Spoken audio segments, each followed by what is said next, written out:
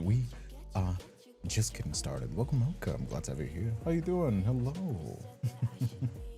Oh wait, I forgot to. There you go. How's everybody doing though? Make yourself comfortable because we are just getting started. Welcome. Hey Eris, how you doing, Muffin? Hello Mooney, how you doing as well? Hey Tess, hey Picariel. How you doing, Casey? How you doing as well? Welcome. Then there's the same. Yeah, I fixed it. Sorry.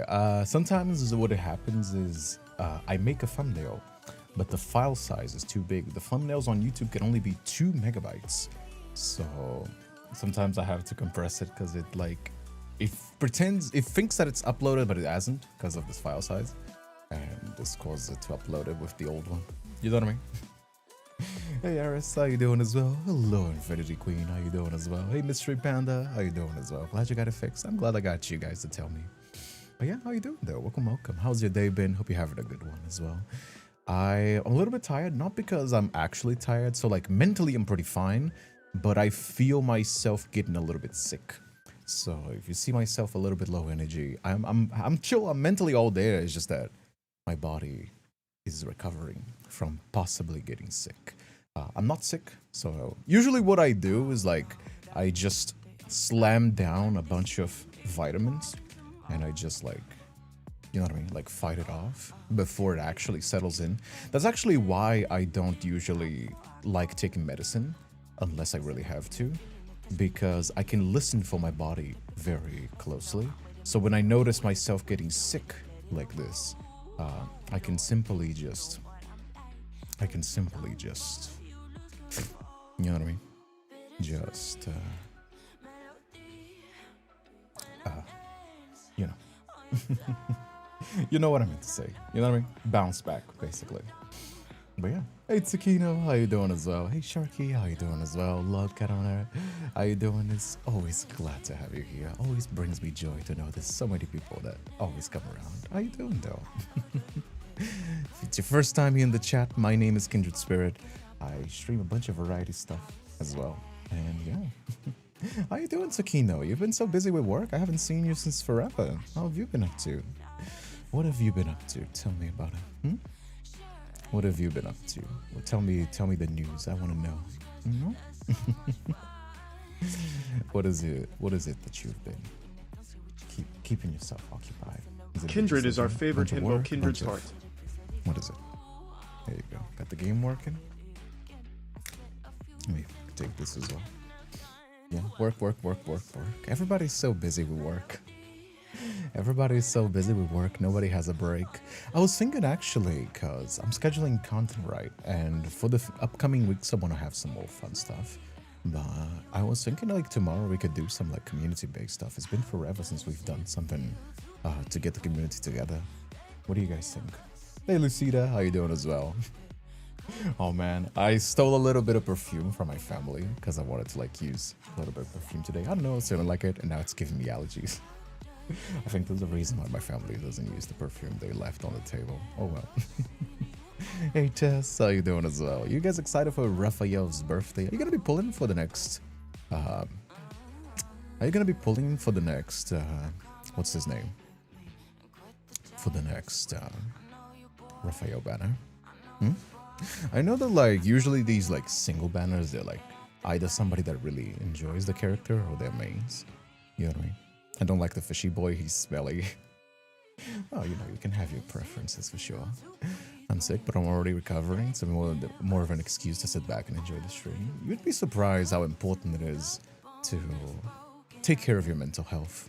You know, like to just have some moments to lay down and just like, what's the term? Lay down and just like, let time pass, you know? Like a lot of times we're just like production. We gotta make the most out of time. We gotta, like we take that like grind brain set and we like extrapolate it even to like our private time. So we like, oh, I only have 2 days a weekend, so I need to maximize my weekend. I need to do this and that and this and that and this and that, so I have the maximal enjoyment. Sometimes you just gotta listen to your body, you know. Sometimes you just gotta take it easy and just lay it down. It is something that people really underestimate how much of a toll it has on your health. Just taking care of not just your mental health, but your, how do I say this? I guess it is your mental health, right? I guess it is your mental health. Like taking time to relax, taking time to rest, taking time to make sure that you're not worrying about anything, you know? Like even people that like say like, oh, my hobby is like playing like a competitive game, like see, I don't know, Valorant, League. Like it almost becomes like another hassle, and the brain just never turns off from this like constant stress mode. You know what I mean? And then they have like heart problems and shit like that at like age of 40, you know? I use the new hair on Silas that is dragon clothes. I can't stop looking at him. Yeah, Silas is saucy. Silas is pretty saucy. Currently playing Resident Evil 9, so I'll be mostly listening to the stream. That is perfectly okay. That my stream is very much the kind of stream that you could very much watch on like either a tiny screen in like view and view, or what's the word? Second monitor. You know what I mean? Because my commentary, my content, I think, is much more about the conversations that we have. It's much more about the, you know, like topics we talk about.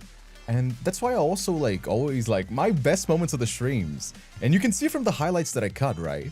It's just me talking to chat. Like you guys say something unhinged, or we have like a certain conversation that is like pretty interesting to talk about. That's like 99% of the thing that I really enjoy about my own content. You know, the gameplay is usually just the excuse that gets people together, or like a conversation starter a lot of times, you know? So yeah, that's why I was talking about like with Kate, right? Cause you're saying like, oh, I can't believe you like put me on the video. I was like, yeah, like if you're always coming to the streams and we're always having like regular conversations every now and then, it's like it's inevitable that most people like will show up on a highlight. You know what I mean? Because it's just the conversations. It's just like if you engage on the conversations, then you're gonna be showing up when those conversations get highlighted. You know? Hey Ruru, how you doing as well? I'm a little bit late. No, you're not late at all, my friend. We just got started. It's like 8 minutes of the stream. You know? Figured out if I do everything every day in small bits and leave the weekends for relax, maybe travel works for me. Yeah, that's also very important. That's something that a lot of people notice when they first start getting self-employed. Because when you first become self-employed, it's like a huge grind.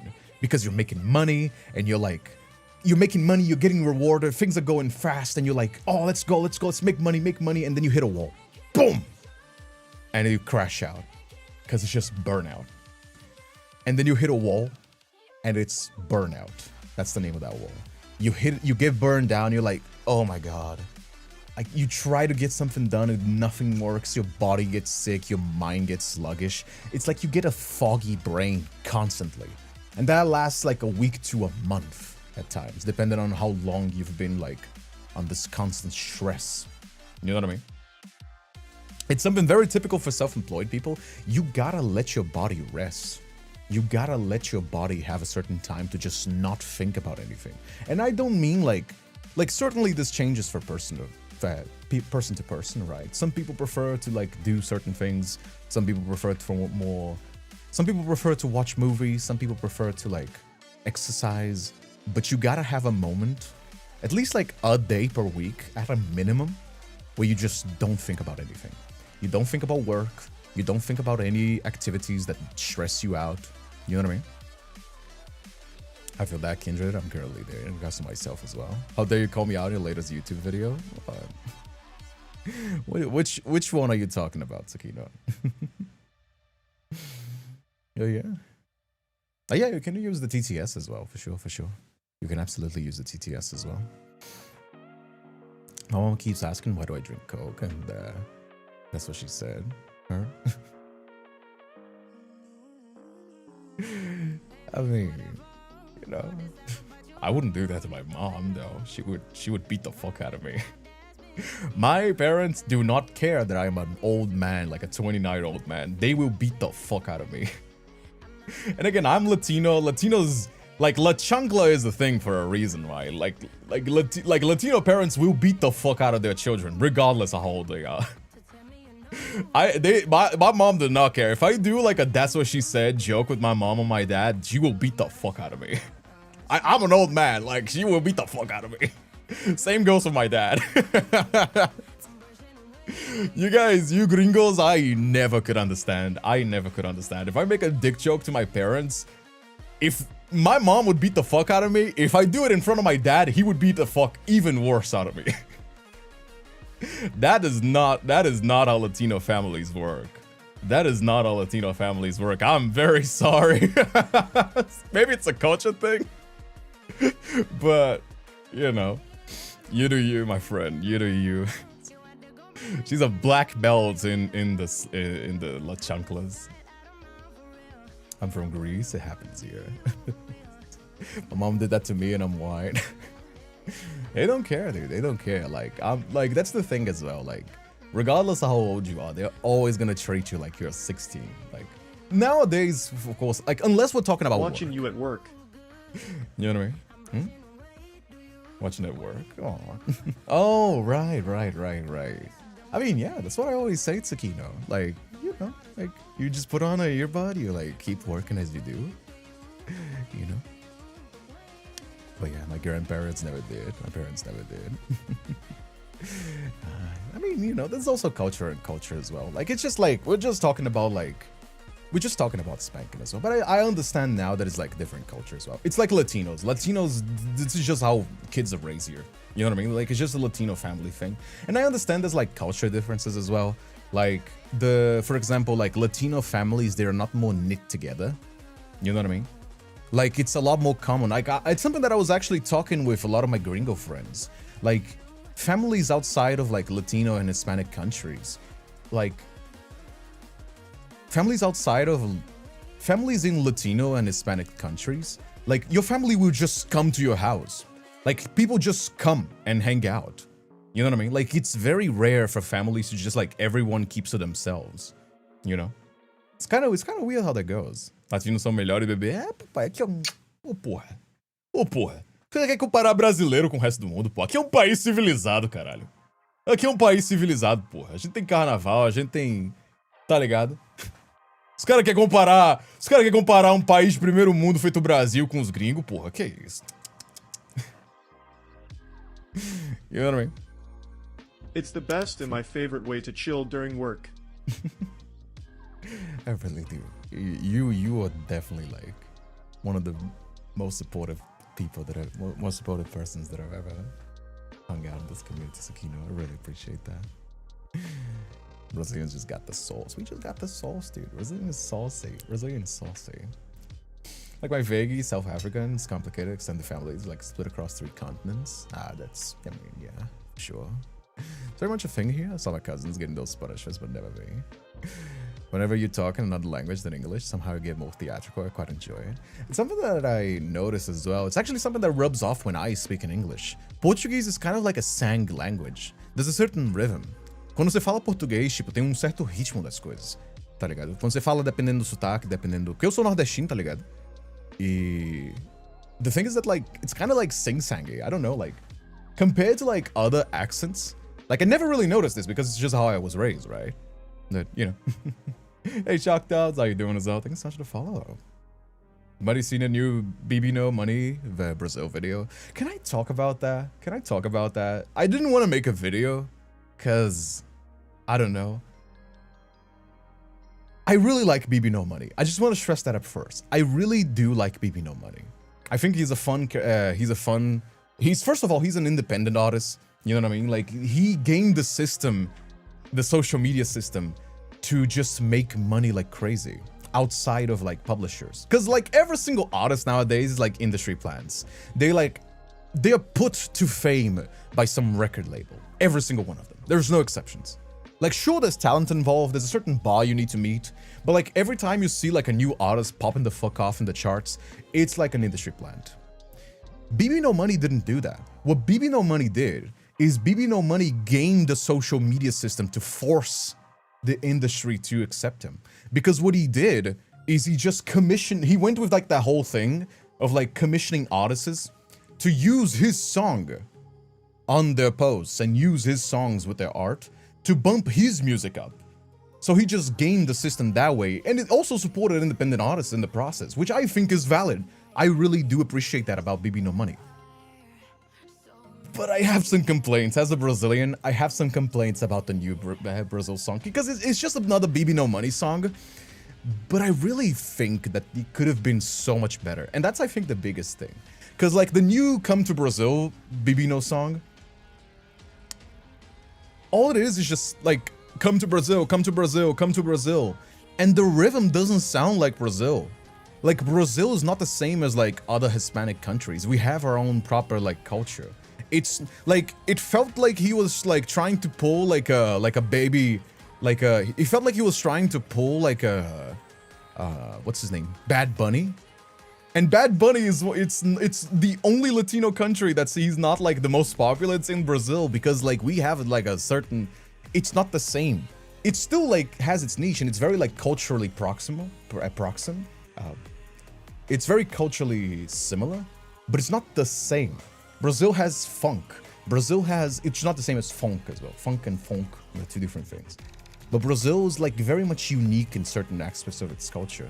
And there are already artists that take... Like, Brazil culture is all about the mashup.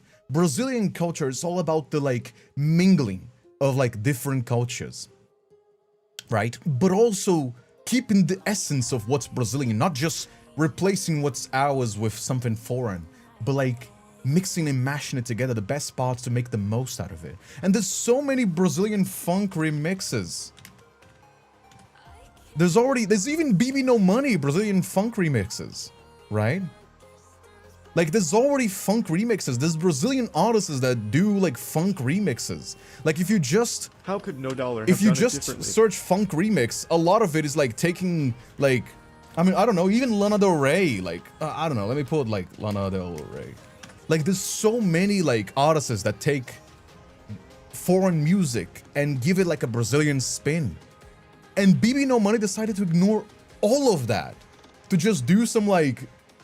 Come to Brazil, come to Brazil, come to Brazil. It's like he was asking people to come to foreign instead of, like, him coming to Brazil and, like, I don't know, getting some, like, he got a lot of influences as well. Like, he got a lot of, like, he got, like, Selbit, he got a lot of Brazilian influences to, like, cameo on his video. But in the music itself, there's no Brazilian undertone. There's no Brazilian nothing. What could have BB No Money done differently? Like, what he could have done differently is, like, get, like, it doesn't even need to be funk, but get, like, a Brazilian artist to, like, work alongside it. There's so many that are big names in Brazil that he could have, like, collabed. He could have just opened his music and, like, done, like, a contest and be like, oh, if you're, like, an independent, like, small artist, like, we can mash up, I'll give you some samples and we work together. Instead, he just decided to, like, do his own thing. Don't take no inspiration from Brazilian music. And just invite some, like, influencers to promote his music. That's just sad, dude. That's just sad. Like, it felt like nothing. It felt like nothing for Brazil. You know, it felt nothing like Brazil. You could have said this was like any other Hispanic country. It would have been the same song. And that's just sad, you know, like, I feel like that's such a waste of potential. Because I do like BB No Money. Like, BB No Money, like, people that hate on BB No Money, they have, like, oh, it's just like co-worker music. Yes, BB No Money is not supposed to be Shakespeare. BB No Money is club music. And club music is like Black Eyed Peas. It's like, it's supposed to be dancey. It's supposed to hype you up, make you feel sexy, make you want to move your body. And just dance and hype your friends up and get together. And that's a lot of the attitude that he brings to his work. He commissions artists, he hypes people up. But this Brazilian music, it felt very performative. It felt very performative while not appreciating anything about Brazil itself. You know what I mean? Found many good songs to me for shorts. That's how let's go to playlist. It's full of songs. I also found a lot of songs. Surprisingly, you want to know where I found a lot of, like, independent artists? Like, straight up, Instagram ads. Surprisingly enough, I got, like, so many good songs recommended to me through Instagram ads. I'm not gonna listen to them on stream because I will get immediately copyright stricken. But here, let me pull it up. No, not this one. Not this one. Here. This song Where is it? Gaudi Live. This was a friend of mine that recommended to me. This is not that indie, you know, they have like less than 100,000 followers, but it's like not indie. But Gaudi Live, banger. This one, also like kind of like a small time band, although this one's kind of like a transition sort of. You know what I mean? But pretty banging. This is one that I would recommend, Aisle 8. They have 59 subscribers.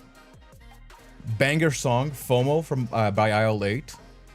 And what's his name? If I had to recommend two, I would recommend FOMO, and I would recommend the one that got away from 5-Door Sedan. These two. This is more like an indie rock. The other one is like pretty cool as well. And you know, there's also a lot of mashups in my playlist because I love mashups as well. But yeah, these are the two indie ones that I really fuck with. Like this one has 500 subs. This is a really banging. Like this is the kind of song that I'm talking about.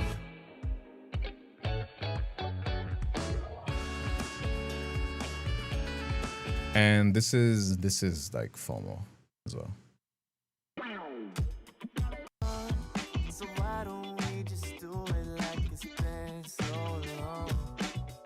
There's also like, again, this is pretty cool as well. You want to listen to it?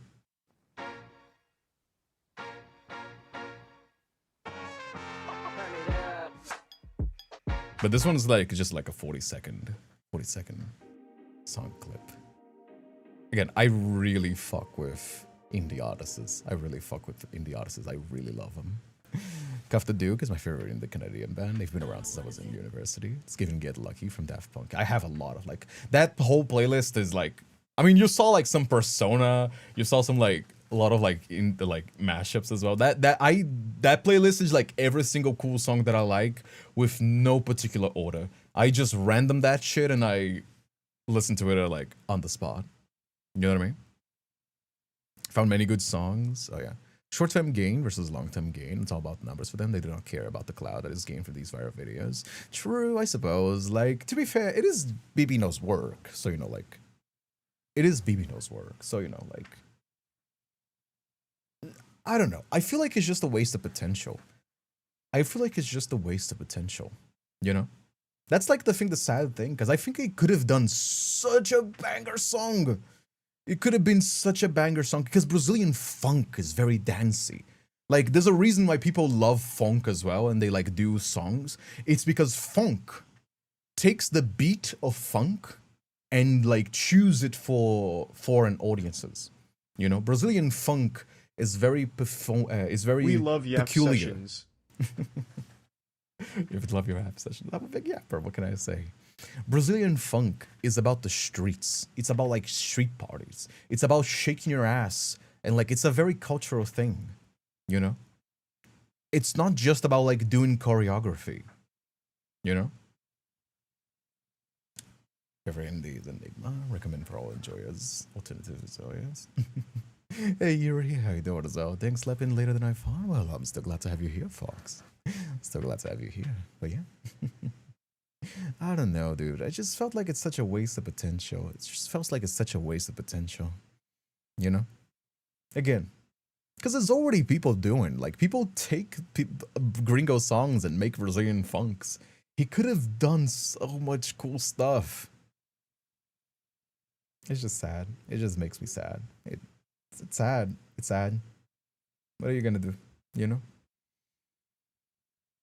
There you go. Bit of a field work for Unity. This is indie rock metal band. A burst out of saxophone mid solo. Dude, saxophone and violins. Such a power move. My favorite band of all time is, they don't do as much music nowadays, that now they just kind of laid back from that, is called Goldfish Live. And the old albums, which is the one that I even have a vinyl for, they used to do these like electronic house musics, but they call it organic house, because in the middle of like the house music, which is very dancey, very high energy, you know, like with the computers, they will pull like a piano, like a grand piano. They'll pull like a saxophone, and it was so cool. They would collab, they would like some other singers as well. It was like so awesome. Like if I had to like pick one band to be my favorite, it would be Goldfish Live, just because of how unique the style were at the time. You know what I mean? Nowadays they've kind of like laid back a little bit. They just kind of like doing their own shows and doing electronic house, just the regular style because, you know, oh, man, too many apostrophes in French, so making me sad now. Yeah, French has a lot of apostrophes. You know. Yeah, what are we talking about? We're talking about music. Somebody mentioned Bibi No Money's "Come to Brazil" song, and we're talking about music now. But yeah, today we're playing a game as well. We're playing Kingdom of Marionettes. This is the game that we're playing here. If you want to check it out, it's a free game. It's a free demo, I think. And yeah, it's got some sexy puppets. Not gonna lie, like this recent days have been the year of jesters, right? Like you got like the Freak Circus and now this as well. Lots of jesters, lots of Yandere Jesters recently. What can you do, you know? Like sometimes you have a trend. It's kind of how that be, you know? Getting a promise of Silas with the MC pouring wine on him. Hey, yo. Kin, we are getting a promise of Silas with the MC pouring wine on him. Hey, yo.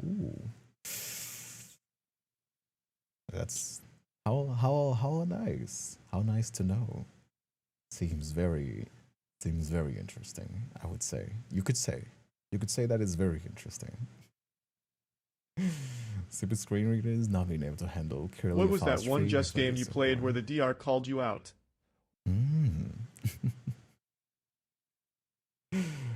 Gotcha.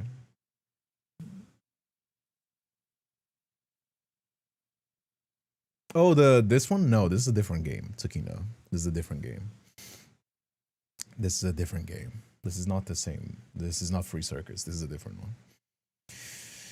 You need to go for that one. I'm sure I won't be the only one to get to it. Or you can borrow mine if I'm not. We'll see about that one. Do you have a favorite game? Not really. No. Like, that's what people ask me a lot. Because I do, like, content about video games, right? Do I have a favorite game? And if I'm going to be talking about the game that I most play, it would be Balatro. So I guess you could count that as my favorite game. But the thing is that, like, with video games and music and movies, I have things that I go back to a lot. Because a lot of the music that I listen to is how I'm feeling at the time. What I feel like I'm vibing with. A lot of the games that I play, it's not just because I think they're good games, it's what also fits on my schedule. I don't have that much time, for example, to play video games on the daily. So a lot of the games that I do play, off stream, of course, I'm not talking about on stream, they're very like, I can pick it up, play it for 30 minutes to an hour, and then let it go, right? That was actually Nyla was asking me if I was gonna play Resident Evil 9. I was saying probably not right now because right now I'm working with my novel and I'm kind of busy. Salve Jubilo, salve meu querido. It's Starlight, how you doing as well?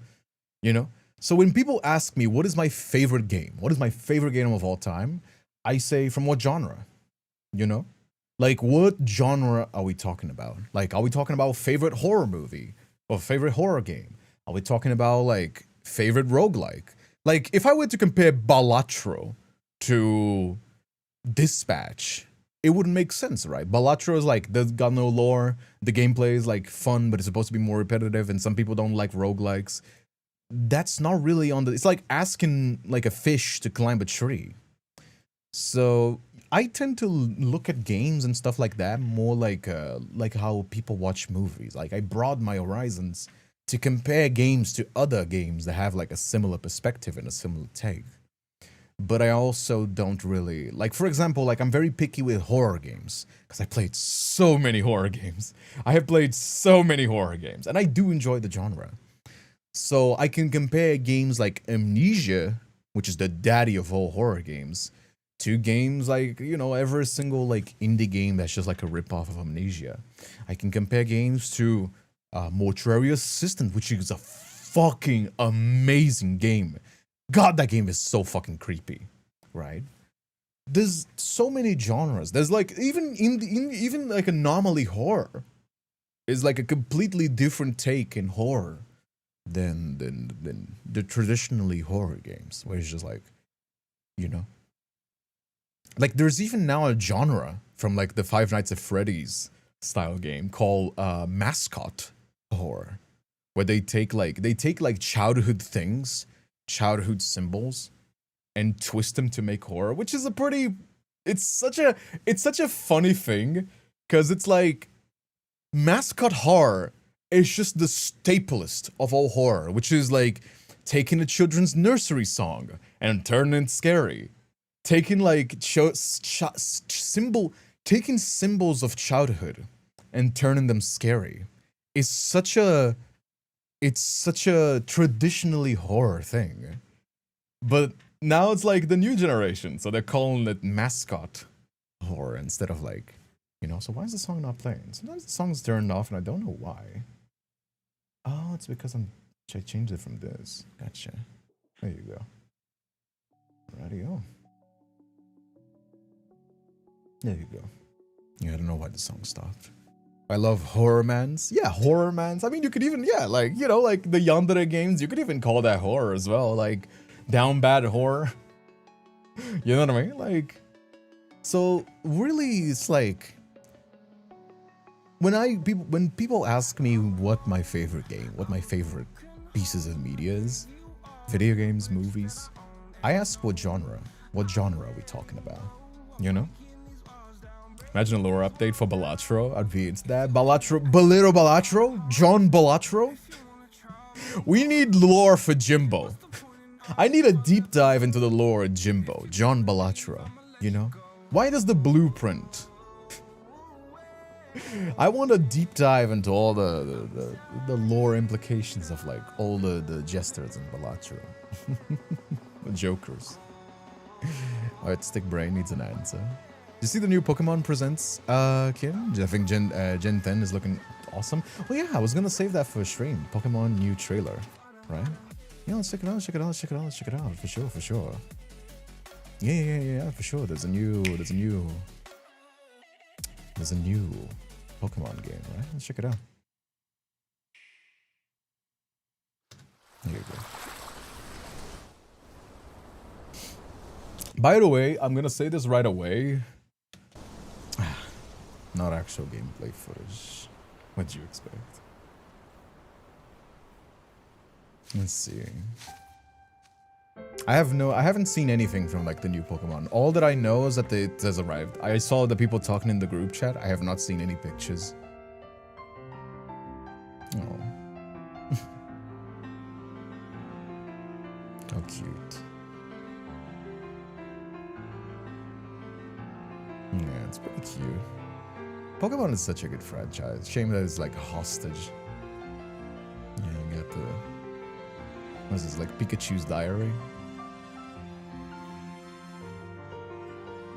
I think it's a cute trailer. I mean, it's Pokemon. When is this Pokemon not cute?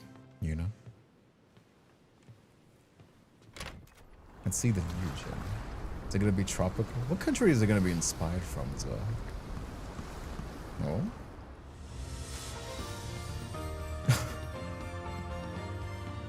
How cute. Wait, that's the thing? What, like the new Pokemon? Yeah, it's a new thing. It's gonna be coming up soon. There's a new gen of Pokemon coming. People are speculating that it's probably a Switch 2 exclusive as well.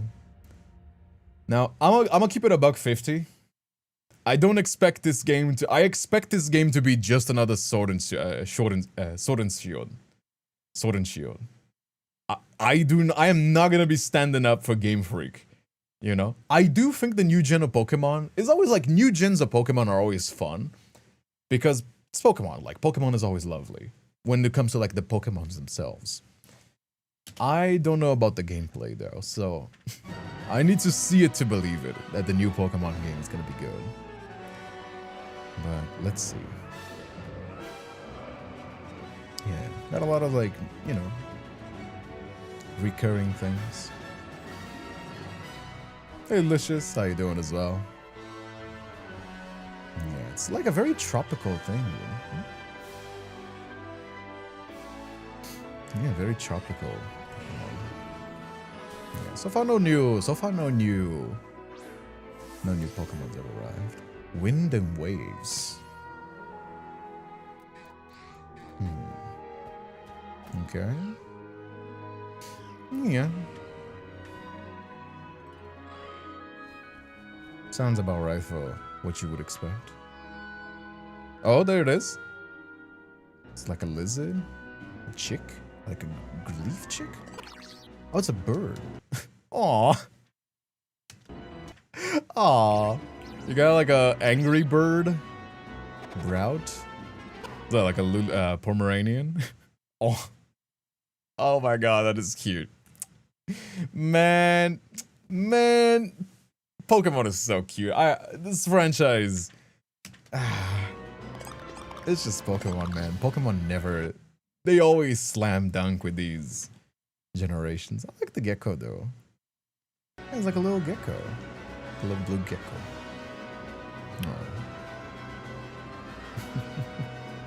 Bonbon is my new favorite. I like Bonbon as well. I have like a soft spot for the doggo Pokemons. Like people know. Like every single gen, my favorites is always the doggos and the kitties. But oh my god. Oh my god. Oh my god. Oh my god. Oh my god. Oh my god. Oh my god. Oh my god. Oh my god. Oh my god. Oh no. Oh no. No, no, no, no, no, no, no. Nintendo. Nintendo. Nintendo. Nintendo. Nintendo. No.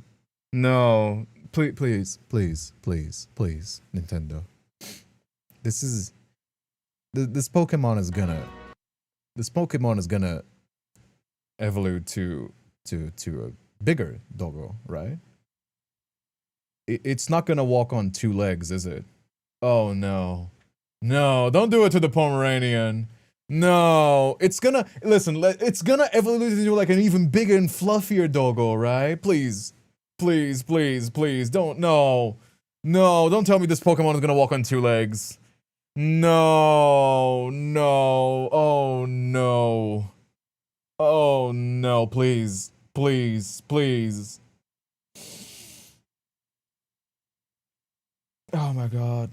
Oh my god, it's not gonna gain like fighting type and become like a big burly man, like a little furry anthro thing, like the cat. The weed cat. No. Please, it tells me. Please, just become like a bigger doggo, like a big fluffy doggo with like flames coming off of it. Oh, brother. I'm getting myself ready. It's either this one or the lizard. The bird, I don't think it's gonna become like a humanoid. But it's either this bird, it's either the doggo or the fucking lizard. It's gonna become like a furry, like... No firefighting allowed. I don't know, like, make it something unique.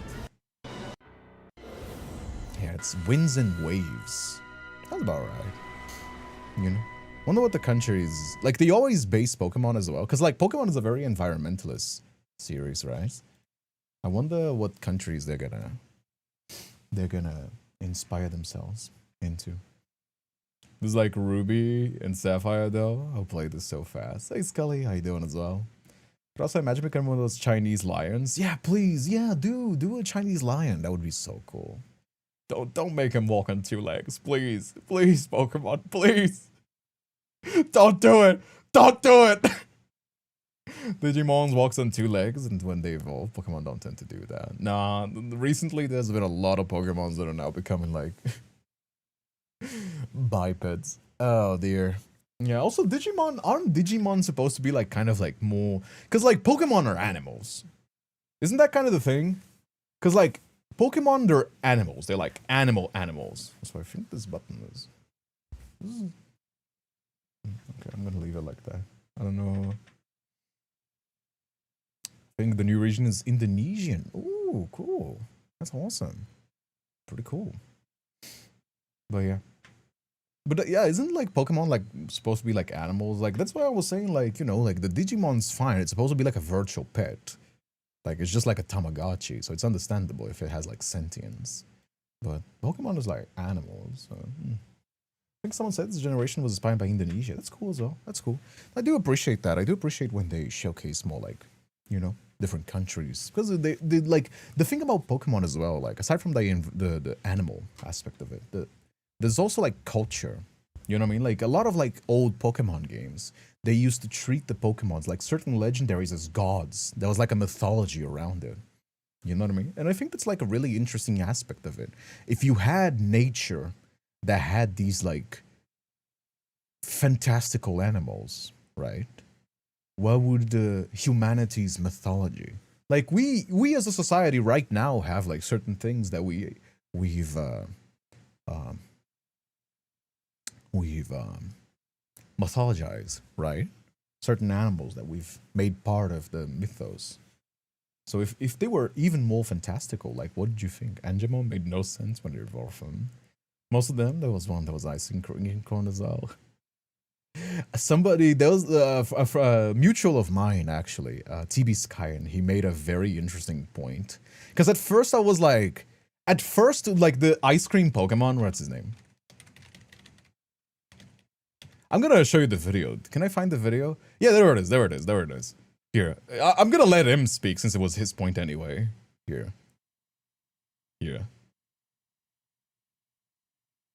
This actually changed my whole Vanillite perspective to me on is the sort of a kind with Trubbish, being a mundane, mass-produced, human-made commercial object which is here conceptualized as a Pokemon. In this case, it's several versions of a soft-serve ice cream cone. The Pokedex has it that these are born from icicles that are bathed in energy by the morning sun, which is quite poetic, and positions them as a kind of fey-like magical nature spirit rather than animals shaped by evolution, which, I mean, okay, but that still feels a little bit at odds with the whole ice cream idea. And Vanillite itself is also not much of a design. It's a very small ice body with a big round It's head gonna and get to essentially it. It's gonna Dragon get to it. Quest It's gonna get slime to it. face Let him to go talk. on it, which definitely makes it cute. Let him but talk. It's the emoji. It's gonna change your territory of perspective a character little design that bit. we're working with here. It's just kind of a floating head.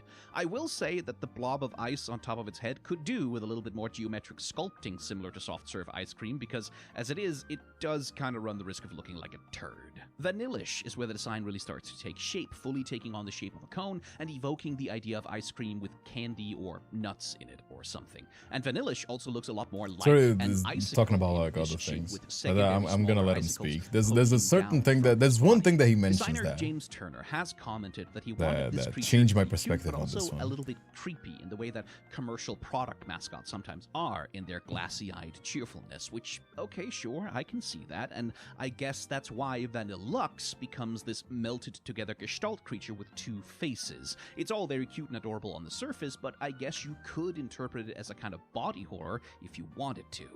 Vanillux, though, mostly just wants to be a big, indulgent deluxe ice cream. This is not the video? cone, Is this complete not the with a video that he double helping talks of ice about it? cream and a wafer stuck in it. And, like, much though I want to be generous and This is try not- and I think see this might where be the this wrong design video. gremlin creature, if you went exploring at the being ice being an expression I think this of might the be the wrong world video. rather than There was just a an video expression TB of Skyen. I guess I couldn't find the wrong video. Sorry, wrong video. It was talking about how certain creatures in nature, when they make themselves look like food, they are a parasite. There's only one reason in nature that a creature would make itself look like food to another creature, and that is when they're a parasite. That made me, oh, that changes things. Even if it's not the point of the Pokemon, sometimes it's just a cute ice cream Pokemon. I was like, that's not something I thought about. Yeah, if you had animals that were like this and were constantly evolving, some may be parasites to humans. So it would be understandable that you'd have an animal that preys and parasites humans, makes itself look like an ice cream. You know, that's pretty powerful cause. Also, you know TV Sky, yeah. We're not friends. I don't know him personally, but we have collabed before. I have reached out. He's a very chill guy, a very cool friend. He's very friendly. He's very friendly. He's a very cool guy. I do find him very insightful. That's why I always listen to what he has to say. Even if I sometimes disagree, which, you know, I do appreciate how he's very thoughtful when it comes to character creation and character design. And because, you know, like, I first started watching him when he was like talking about skins, and league champion designs, and a lot of people just say, oh, pretty cool skin, like very pretty, I would spend money. Like where he like appreciates the design, the decisions, like what does it convey through visual design. And that has made me take a lot of appreciation for character design in general. Like, you know, what does you designing your character in a certain way transmit the idea, not just being conventionally attractive, like Genshin, you know? A lot of Genshin characters just look conventionally attractive and nothing else, you know? Or the body types they chose. Of course, is to attract flies as well. Like plants that smell like honey to attract insects? Yes, exactly like plants that smell like honey to attract insects. Exactly. Pokemon has always had this like creepy tone. Pokemon is a series that inspires itself by nature, right? Pokemon was, I think the original Pokemon was inspired by the dude that liked collecting bugs. You know, it's kind of promotes critical thinking. Rare these days, isn't it? But, you know, and it's also very environmental by nature. So the fact that they inspire themselves in nature, the fact that they promote this sort of stuff, it's nothing unique to Pokemon. That's why I do have a lot of appreciation for Pokemon. It's just the Pokemon games that kind of always fall flat because of fucking Game Freak. Usually the problems with Pokemon is not actually the franchise itself, and not often even the animation. The animation tends to be pretty good as well, though I haven't watched it since like 10 years ago, so take it with a grain of salt. You know? But like the franchise itself, Pokemon, is very good. One of the I actually watched recently like a slice of life series, Pokemon Resort.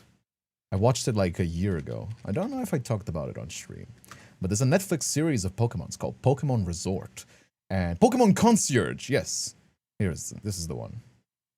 Concierge Pokemon, and it's basically like that. It's like people that want to work in a sort of like environmentalist hotel, and they just like take care of these Pokemons. It's like got this like very unique like plushy stop motion design. It's very cute, like a very good watch if you want to. If you want to watch something like casual after the stream, you watch that. I did. It's very good. You know, it's a very like light. It's not again. It's like slice of life Pokemon. But hey, man, slice of life Pokemon is pretty good. You know, due to the recent direction Pokemon's gone left it behind. I suppose. I like it though. I do like the modern Pokemons as well. You know, I think like there's a lot of like the thing about like Pokemon fans that people like tend to like not acknowledge is that everybody is nostalgic for their first generation, the thing that made them fall in love with Pokemon. You know. So when people say, these new gens of Pokemon suck, it's like, dude, you're just an adult. You miss the old ones because those were the ones that made you like Pokemon. It's still just Pokemon. There's still gonna be new kids that love the new ones, and there's gonna be kids that love the old ones. There's still people that love the old ones that still loved it from way back when. You know? Not the games, though. The games are fucking trash. There is no excuse for the Pokemon games to be that fucking dog shit. That is Game Freak. That's why I say I'm not standing up to wait for a Game Freak game. They gotta prove themselves now. Game Freak has no goodwill left. Game Freak has no goodwill left on my account. Absolutely not. I am only buying, like, I didn't buy the last game that I bought was Pokemon Shield. Sorry, Pokemon Scarlet. I bought the Shield. I hated it. I bought the Scarlet. I was like, oh, maybe they didn't know. And then I never bought. Ever since Scarlet, never bought another Pokemon game. And I'm only buying it now if they really make like a new, better game. You might be too old for Pokemon. I mean, you can still enjoy Pokemon. You don't have to be... like, also, like, you're an adult now. You can't enjoy anything. You gotta be miserable. But there is no fucking excuse for Game Freak games to be that fucking dog shit. Why do you find these things? My life is so boring. Insights, now you're talking. I'm really paying attention to that kind of thing. I'm a very diverse kind of guy. I curate my media consumption a lot. New Pokemon is so uninspired. There's a trash bag and an ice cream. Meat one has like a literal ball, a pile of sludge, and a sparrow. Let's not even talk about the fucking racist ass Pokemon, right? What is the name again? Jinx? You know? Like, oh, like Pokemon was so much better way back when. And then this is the fucking generation. You know? Let's not look back so fucking fondly on the past. Every generation has stinkers. Every generation has stinkers. You know? Every single generation has a few designs that are stinkers. And that's pretty par for the course. When you make 300 different ideas, not every single one of them is going to be winners, you know? And also, like, I like that there is some Pokemons that are just a snake. Because in nature, there are some animals that are just that. They're just boring. And maybe they're like one little kid's favorite animal, you know? And I like how that reflects on merch as well. Because, like, you can see the merch that is like, you know what I mean? You know, Reggie. You want to see Reggie? Reggie's over there. He's licking his balls. You want to say hi to Reggie? Let me go get him. Come here, you blobby. Come here, you blobby. You big old blobby. Look at him. Here's the bobble.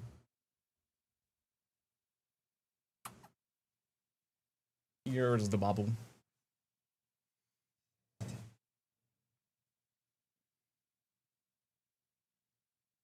Come on, bub. Sit back.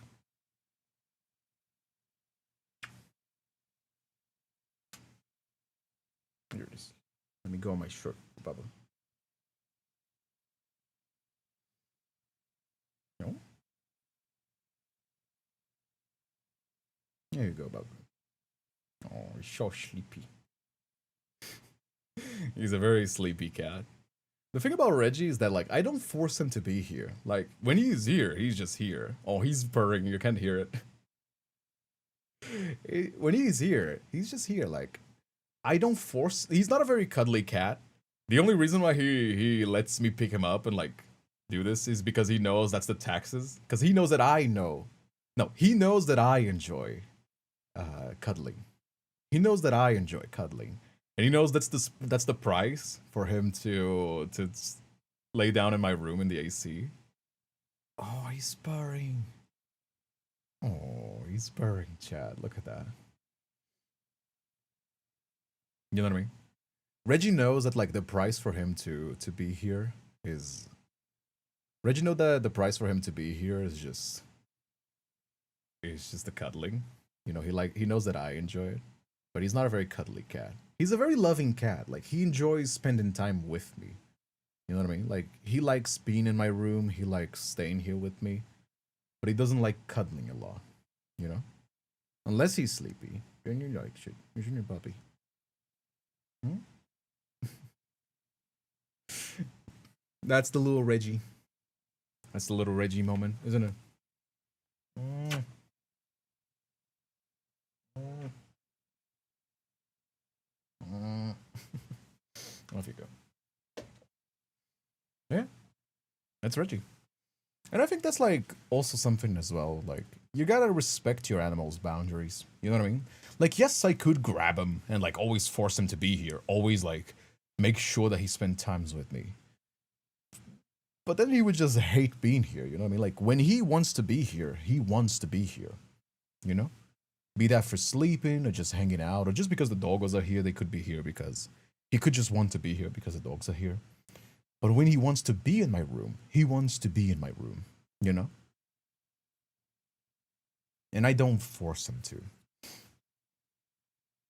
You only have one pet? No, I have 3 pets. I have Julie, Reggie, and Nino. Julie and Nino, they're my dogs, but they walk right as I'm about to start the stream.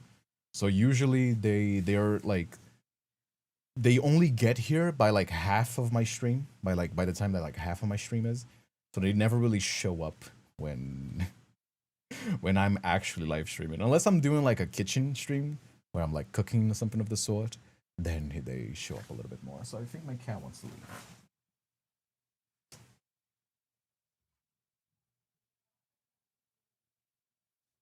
You know what I mean? He wants to leave, I let him out. He wants to get inside, I let him in. And if he wants to be here, then sure, like, you know, he can stay here for as long as he wants, as long as he's not being a little shit about it, you know? Or he's well behaved as well. If he's misbehaving a lot, then I lock him outside because he doesn't deserve it, you know?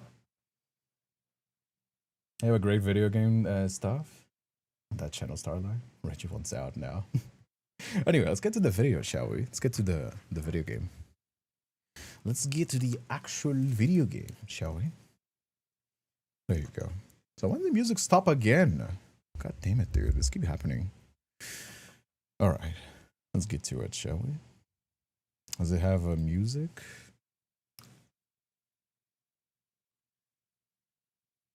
Here you go. Yeah, my hair keeps getting weird. There you go. Alright. This game contains mild swearing, screen shaking, manipulative behavior, toxic dynamics, jump scares. Alright. Typical.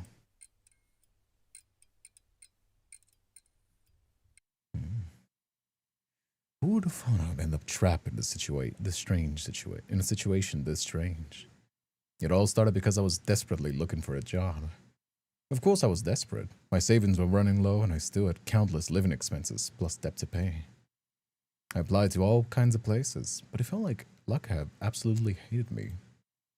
In a situation like this, I no longer cared what kind of job it was. As long as it paid, cleaning toilets, catching bears, I would do anything. That's when I found this job online. A security position in an abandoned theater. Seriously, who would have thought a place like that no longer operates, even needs a security guard? Kingdom of Marionettes. I heard this place used to be famous for its puppet performance long ago. Oh, there's only 3 duties. Keep the theater safe from vandals? I could probably manage that. Clean the theater, technically outside security guard's job, but whatever, as long as it pays. And make sure none of the puppets are missing and walking around. Maybe I'm so sleep deprived that I misread it. Hey Ollie, how you doing as well? It's like a night in a museum. Oh my god, is this fucking Five Nights at Freddy's? Five Nights at Freddy's, night in the museum. Horror. Walking around. Make sure that no puppets walking around. What does that even mean? Maybe they meant no one steals the puppets. That has to be it. Whoever wrote this must be joking. Alright then, let's do this. Here it is. After all this time, I finally got a job. Strangely enough, this job didn't require an interview. When I contacted them yesterday, everything's almost seemed settled almost immediately. Almost as though it was a scam, but thankfully it wasn't. Alright, I have 3 tasks. First, keep the place from vandals. Fortunately, there hasn't been any sign of trouble so far. There only leaves the cleaning the theater and making sure all the puppets are accounted for. Alright, let's go clean it up. Also, I could clean it little by little. There's no need to finish everything in one day. In that case, I'll start by cleaning the stage. I head towards the storage room to get us some cleaning supplies.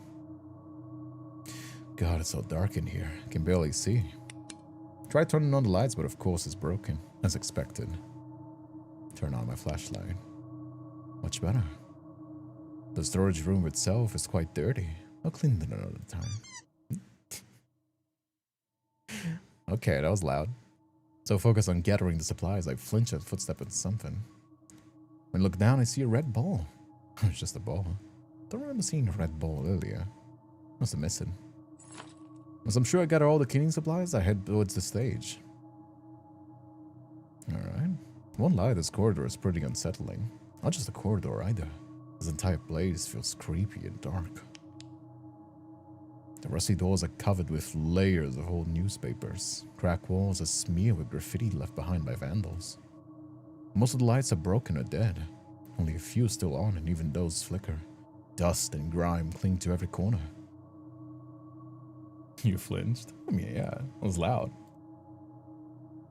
Of course, that's not surprising. This puppet theater has been closed for a very long time. If I remember correctly, the Kingdom of the Marionettes shut down around the year I was born. Making late food? What did I miss? Not much, we're just getting started. There's no one really trying to take this place over all this time. Feels like such a waste to leave it abandoned. This place still looks grand. Maybe this place could be repurposed into a cinema, or even a high-end restaurant. Or perhaps someone might even reopen this puppet theater. That would certainly be interesting. I start swiping the stage floor, moving from one end to another. Just sweeping the stage floor is enough to exhaust me. The stage is enormous. The thick layers of dust are stubborn and hard to swipe away. I look around me, then towards the audience seats. This is going to take longer than I thought. Woof. I gotta clean all this shit up? After cleaning the stage for what feels like 2 or 3 hours, I finally finished. At least the stage itself is done. At this rate, I'll probably need around 2 full days just to clean this area alone. My body's completely worn out after all the sweeping, mopping, and cleaning the curtains and everything else. I don't have the strength to continue. It's probably because I rarely exercise and live off instant noodles. No wonder my stamina's terrible. What can I do? But now, stop cleaning. Check on the puppets. Go check on the puppets. According to the boss, there's around 20 puppets in this theater. That's quite a lot. I walk towards a room where the puppets are stored, located in the very end of the corridor. Seriously, who would have thought it was a good idea to place a puppet room at the end of the dark hallway? I must be desperate for the money. It makes it feel like someone who actually enjoys walking into a haunted house. I grip the doorknob and take a deep breath before finally opening the door. I was making food. This is the puppet room. Didn't get it wrong, did I? If you ask me, it looks more like a prison. I was expecting to see a bunch of puppets hanging on the walls or something like that. But strangely enough, each puppet seems to have its own room. Alright, time to start counting. Take out a piece of paper and containing the list of puppets. Who should I check first? Let's check the... we gotta check the Jester, right? Let's check the Jester puppet. I walk towards the name of the drawer, Jester, written on it. Then I check through the viewing slot. The Jester puppet room is decorated with striped patterns in various colors. Mostly black, red, and yellow. It's filled with all kinds of acrobat props, balls, a unicycle, and many others. As I look more closely, I finally spot the Jester puppet standing in the corner of the room. Can't see its face since the puppet's slightly hunched over, but at least I know it's there. The Jester puppet checked. And then we got the King. I walk towards the door labeled King. When I look inside, the room is just lavish. There's a king-size bed with curtains, comfortable-looking chest lounge, and several paintings. I examine every corner of the room, but I can't find the King puppet anywhere. Oh no, the King puppet is missing. I check the puppet list I'm carrying, but I don't see the King's puppet name on it either. Suppose there was never a King puppet to begin with, but it's been missing for a long time. Then we got the Knight. The Knight puppet room is neatly kept. A sturdy imposing shield is mounted on the wall along with various other shield decorations. There's quite a number of shields in all different shapes and designs. On the bed I see a puppet sitting upright, a dark red cloak draped over its face. I'm certain it's the Knight puppet. Checked? Oh. Who's doing that? TikTok is being annoying. Here you go. Sometimes it happens. There you go. And let's check the next one. Only checked 2 puppets so far. Better hurry and record the results. Alright. After spending a few more minutes checking the puppets, I finally finish. Every puppet is listed as present. All done. I head straight to my room and report to the boss. All my tasks are finished. All that's left is to stand guard. Being a security guard doesn't seem so bad. I just get paid for keeping watch. The pay itself isn't great, but better than nothing. What should I do while I'm on watch? I don't know, scroll TikTok? So tired, but I can't afford to fall asleep. Take out my phone and start browsing the internet. My knowledge about this theater is still pretty limited. My curiosity gets the better of me, so I decide to look up some information online. Kingdom of Marionettes. A puppet theater that tells the story of everyday lives of puppets in the kingdom. The one of the puppets I saw earlier were dressed in outfits from a royal era. Kingdom of Marionettes was known for its amusing and mesmerizing performances, enhanced by the puppets' charming designs. Was this place really that famous back then? They even sold merchandise and all kinds of stuff. It was a poll for favorite characters. That's kind of cute. First place went to the Jester. People really do like odd characters, huh? Second place was the Knight, and third the Wizard. I ended up getting completely absorbed in all the information about the theater before I realized that I've been scrolling for half an hour. Oh crap, I need to check the CCTV. Here you go, let's check out the theater. And check the camera at the theater hall. There's nothing there. Let's check the storage. Oh? Oh? Hey, Druvi. Druvi? Is that how you say it? Wild homepage poll. Hey, glad to have you here, my friend. Glad to have you here. If you don't know me, my name is Kindred Spirit. I'm a voice acting variety streamer. We're playing a novel called Kingdom of Puppets. And yeah, the Yandere novel. Glad to have you here, my friend. Glad to have you here. How you doing?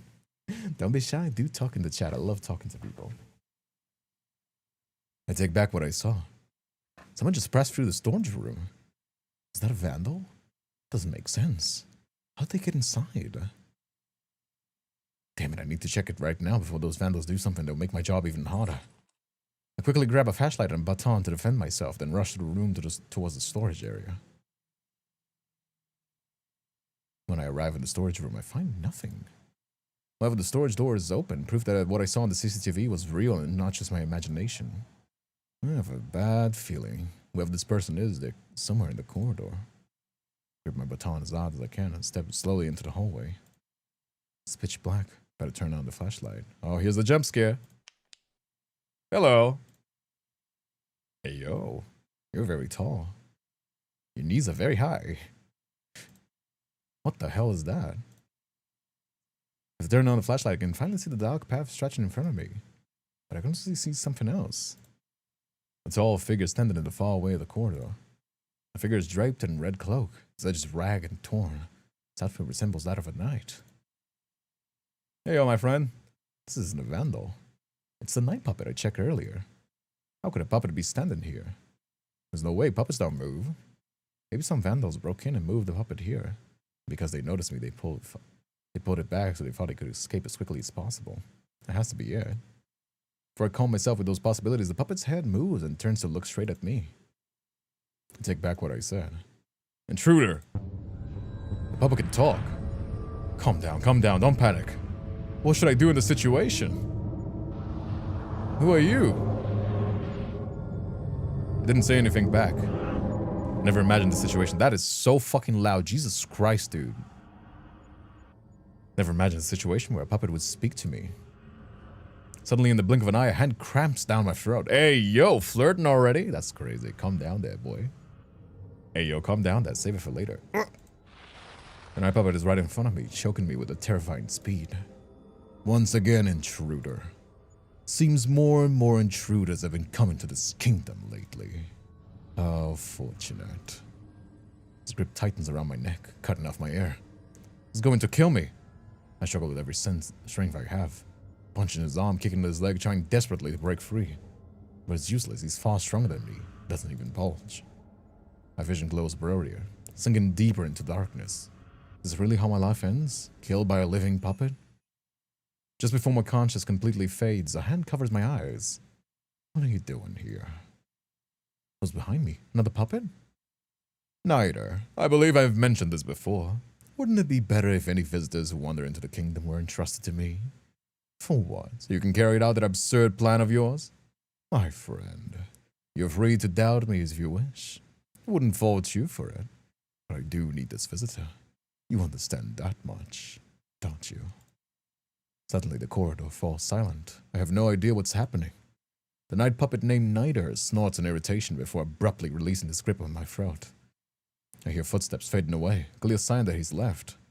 Yet the hand covering my eyes doesn't move, gently keeping my vision obscured. Then I feel another hand slowly rest on my shoulder, making me flinch.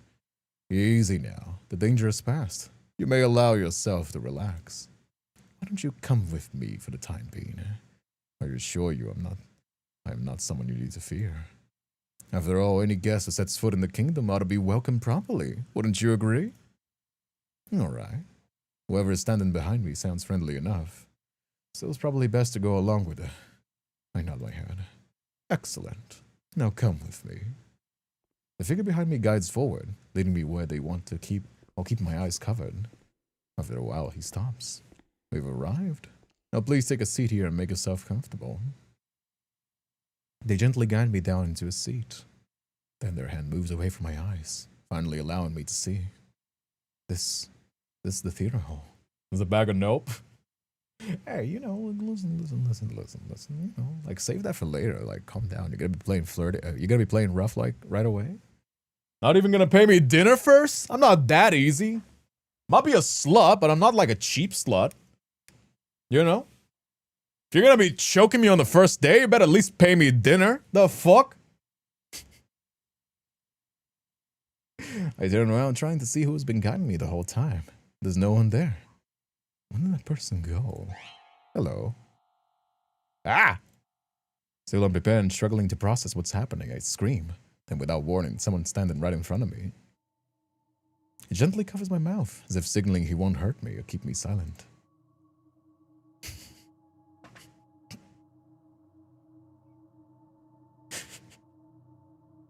Oh no, bro.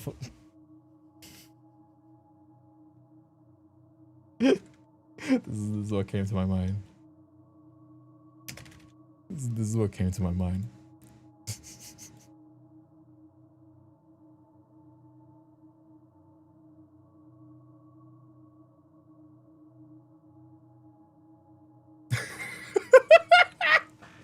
Fan art now! Fan art now! It is very Wait. I'm gonna risk a copyright strike. Wait, I'm gonna risk a copyright strike. Okay.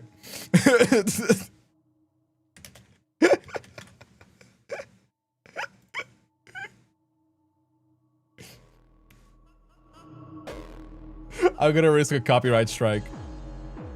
No, it's not not this one. Yeah, this is the one.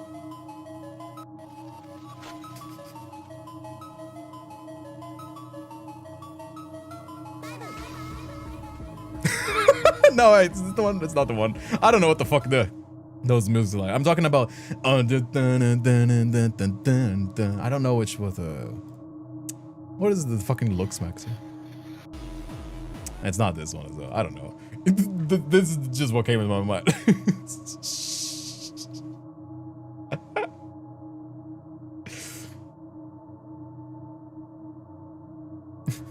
Wait.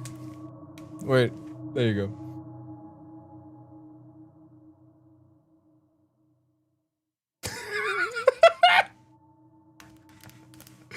Oh man, I love brain rot so much, dude. That shit is so entertaining to me. Fuck me, man. Anyway, I think this screen is better, right? Very mature streaming, everybody. I am very mature, okay? Shut up. I pay my bills. I'm responsible. I work with what I love, okay? Okay. I'm very mature. Shut up. I can feel my soul leaves from my body. Slowly he pulls my hand away from my head.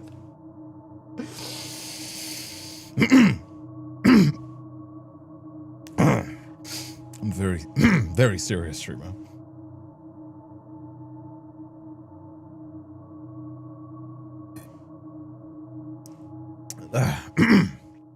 Slowly he pulls his hand away from my lips. The figure is dressed like a jester. Bells hang from the tips of its hood, and its outfit is colored red, black, white, and yellow. Oh. Wait a second, isn't that? He's the jester puppet. He moves on its own.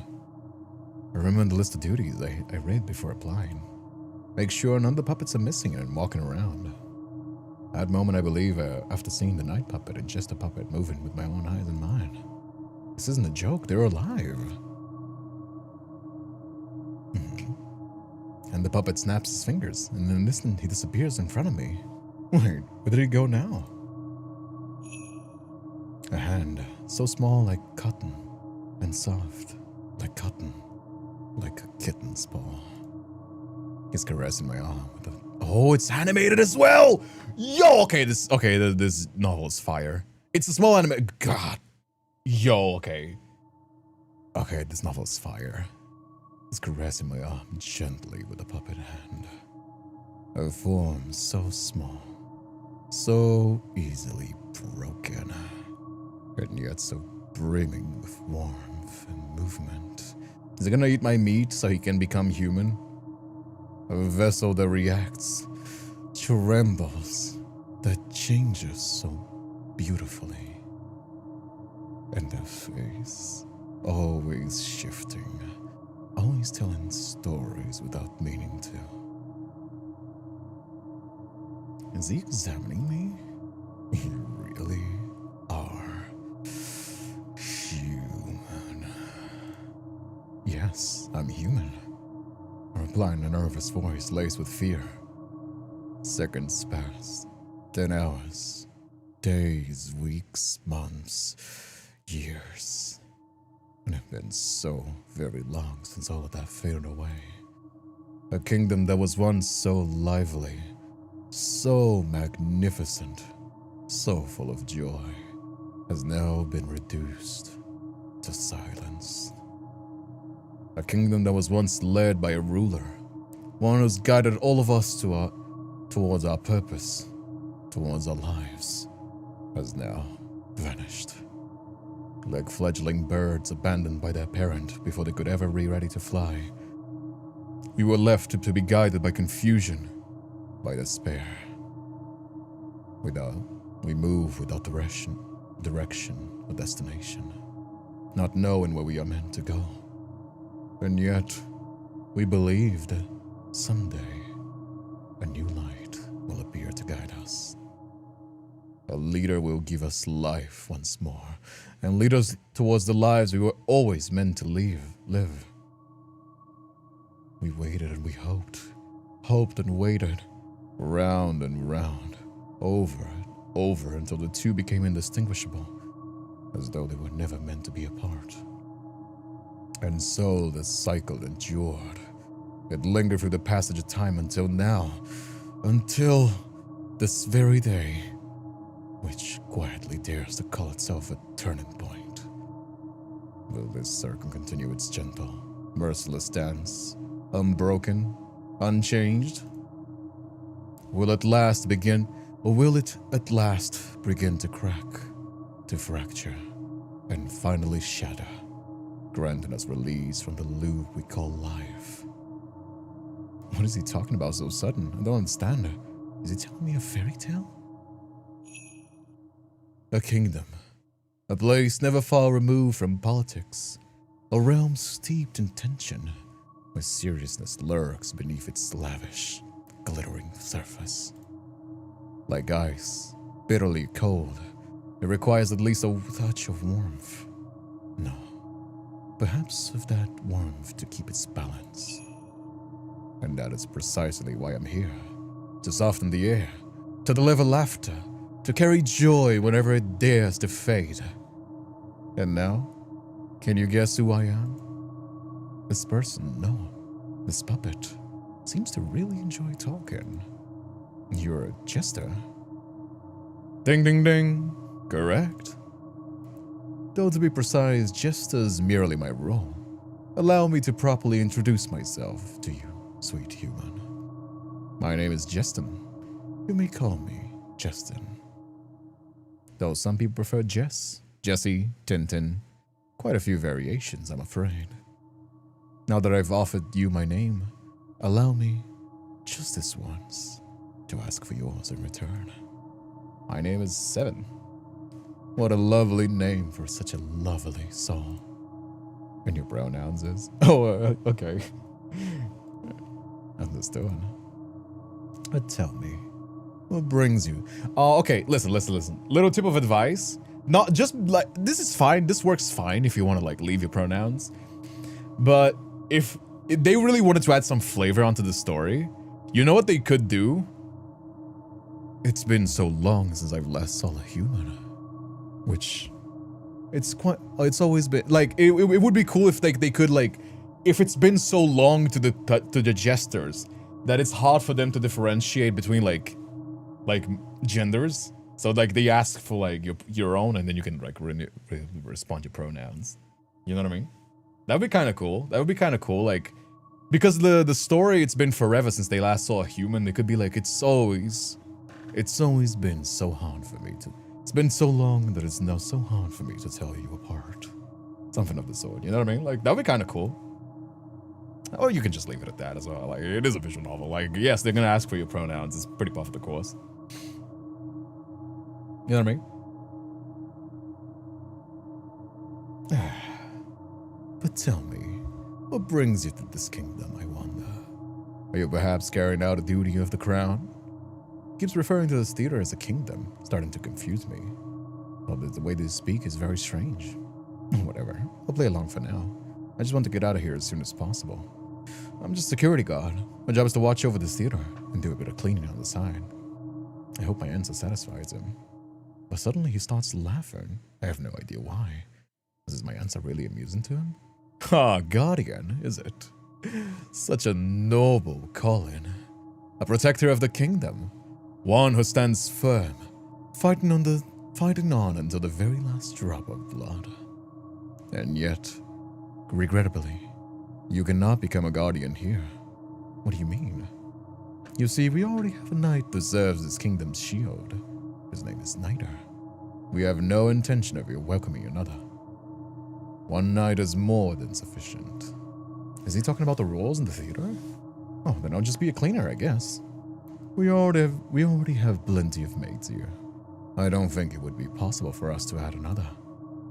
Alright then, I suppose I'll be no one. Oh, no. Everyone who comes here must have a role of their own. And the role that currently stands vacant is the king, the queen, the ruler of his kingdom. Alright, but why is the only position of the king empty? What happened to the previous king? When I checked the puppets earlier, there was a room labeled the king, so the king puppet must have existed. Sadly, he passed away. Oh, I'm sorry. My condolences. It's alright, my dear. That is simply how life is. People come and go. It's very much a part of a cycle you cannot escape. I believe humans understand that very much. Been so long, it's helping me jog my memory. How would you refer to you? Miss or Misters? Yeah, you could have something like that, exactly. It's been so long. My memory's become a little bit fuzzy. You know, like, you could have something of the sort. You know? I think it would be more flavorful. To be fair, this is just a demo as well. And this is very obviously, like, a really high production level. Like, I love this, everything about this. This is, like... I love, even, like, regardless of style, because I personally vibe more with the style. It's just a personal preference as well. Like, this is the style of art that I enjoy. Like, they even use the sort of, like, rendering that Nyla sometimes uses, like, where they add, like, a little bit of noise to it. You know? But, regardless, you know, like, I think it would be cool to add a little bit of flavor to that choice, you know? Just a little, like, just a little nip. It has been a very long time since the king's passed. This kingdom has grown terribly dark, filled with silence. Also, the noise is so fucking loud. Listen, I get that this game wants to jump scare me, but I have my game at 10% audio, and it's still, like, this is actually the volume. You gotta lower that volume a little bit. Put it on, like, you gotta listen to how many dBs you are. If you want a regular volume, like a really regular loud volume, put it at -1%, -1 dB. -1 dB is really fucking loud on the computer level. Then you have -10 dB, which is like background noise, that kind of stuff that doesn't overpower the voice or the main noises.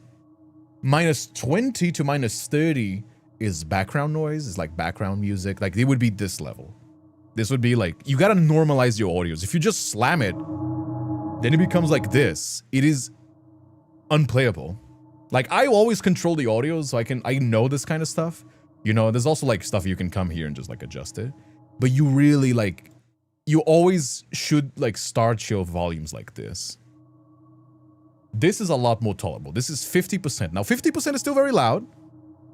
You know, if you're just playing it off your speakers, this is like, this is fine. But it's still like understandable. And then you can put like the sound effects if you want to really jump scare like this. This is game dev stuff, but you should really be careful with like the volumes. If you just slam down volumes like this, you are gonna have like complaints. Like, this is just like player testing. You know what I mean?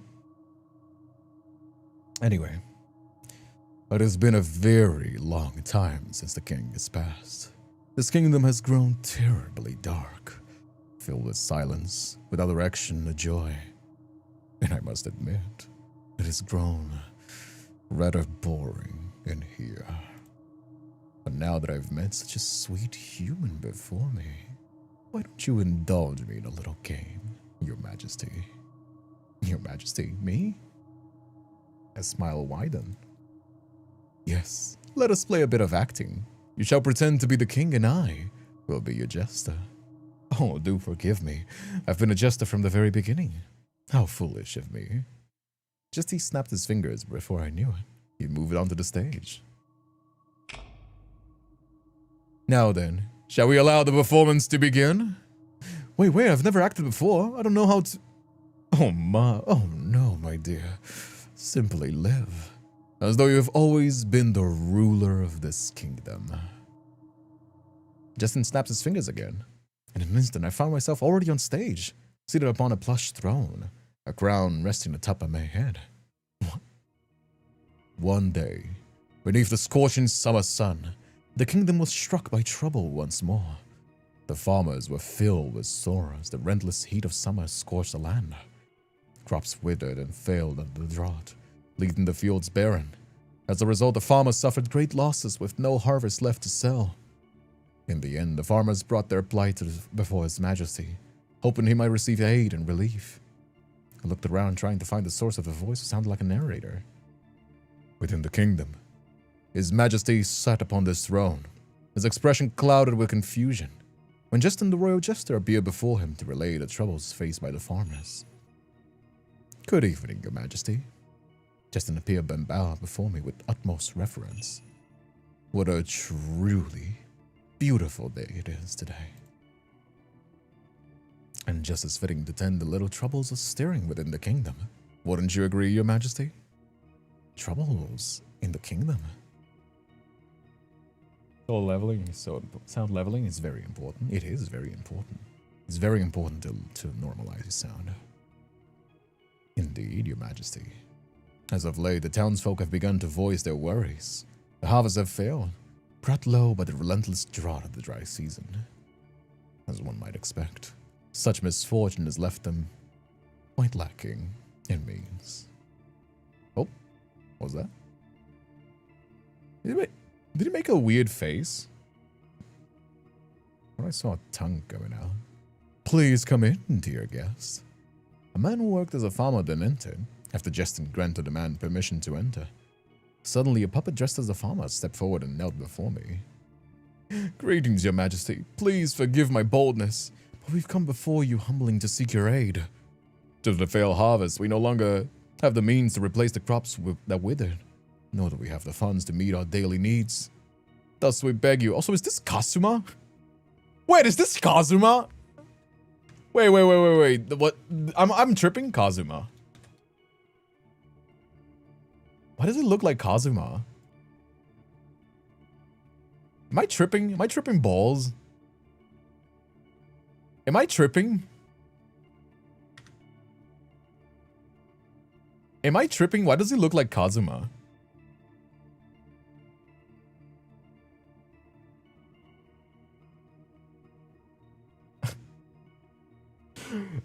What is his name called again? Kingdom of Puppets. Alright, Kazuma.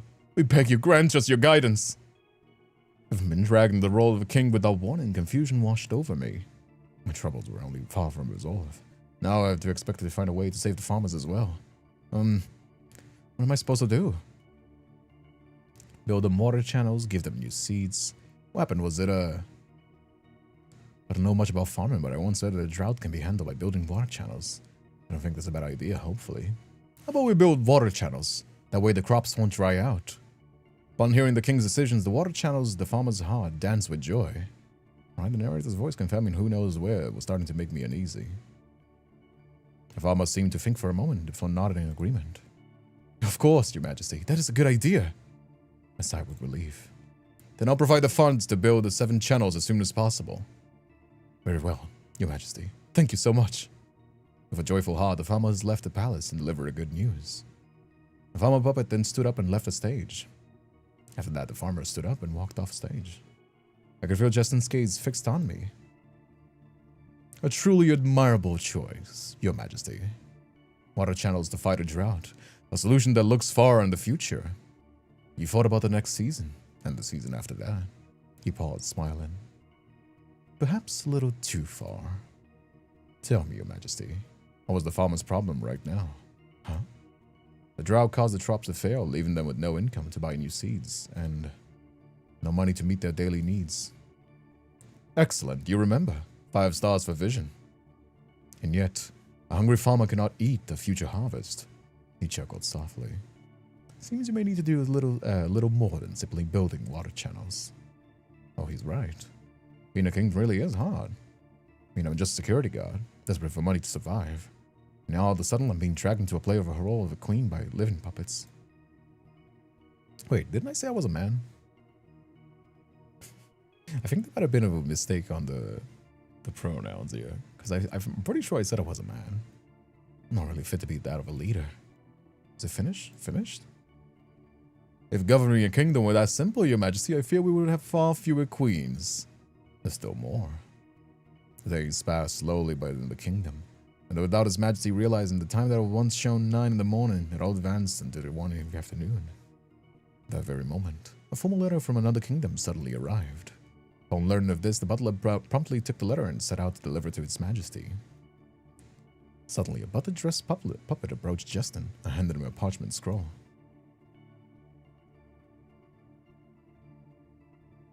Where was his vision novel called? Yes. Justin reads it for a moment. His expression turned focused before his eyes shifted towards me, and that wide smile returned to his face. Your Majesty, we've received a most astonishing and rather intriguing request from a neighboring kingdom. It is written here in ink upon the scroll. In short, they wish to purchase a small piece of land along our border on the pretense of facilitating trade. Should Your Majesty agree with this arrangement, they are prepared to offer compensation in gold coins. I am quite certain it would most give Your Majesty a heart attack on the spot. What would you do, Your Majesty? It's starting to sound complicated. What should I do?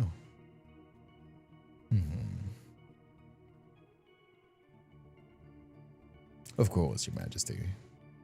After all, a choice left undecided is still a choice. Time, however, is rarely patient as we wish to be. What if we deny? One can only hope our neighbors share Your Majesty's appreciation for principles. Shall inform you of Your Majesty's will. I believe that for now, the matters of Your Majesty was required to resolve have reached the end for today's program. You may rest your head now, Your Majesty. Finally it ends. I don't know if my brain can handle these kingdom things anymore. Before I'm able to relax myself, my phone rang. Oh no, it has to be my debt collector. I don't want to deal with this right now. I don't have the money to pay. But I don't really have a choice. Hello? You know I'm calling, don't you? Of course. So? I'm sorry, I can't pay right now. Just got a job again. I need to wait until payday. Ah, fine. But remember, we've already delayed this for 5 months. I know. Thank you for understanding. Moments after ending the call, I leaned my body against my seat, needing a brief rest. Having to pay within a month. I ran my fingers through my hair in frustration before remembering that Justin was still standing before me. Sorry, Justin. That was a personal matter. Suddenly, Justin's hand gently closed around my shoulder. He looked at me with that wide smile of his. Your Majesty, your personal matters are a kingdom's matters. And that makes them my concerns as well, as the kingdom's jester.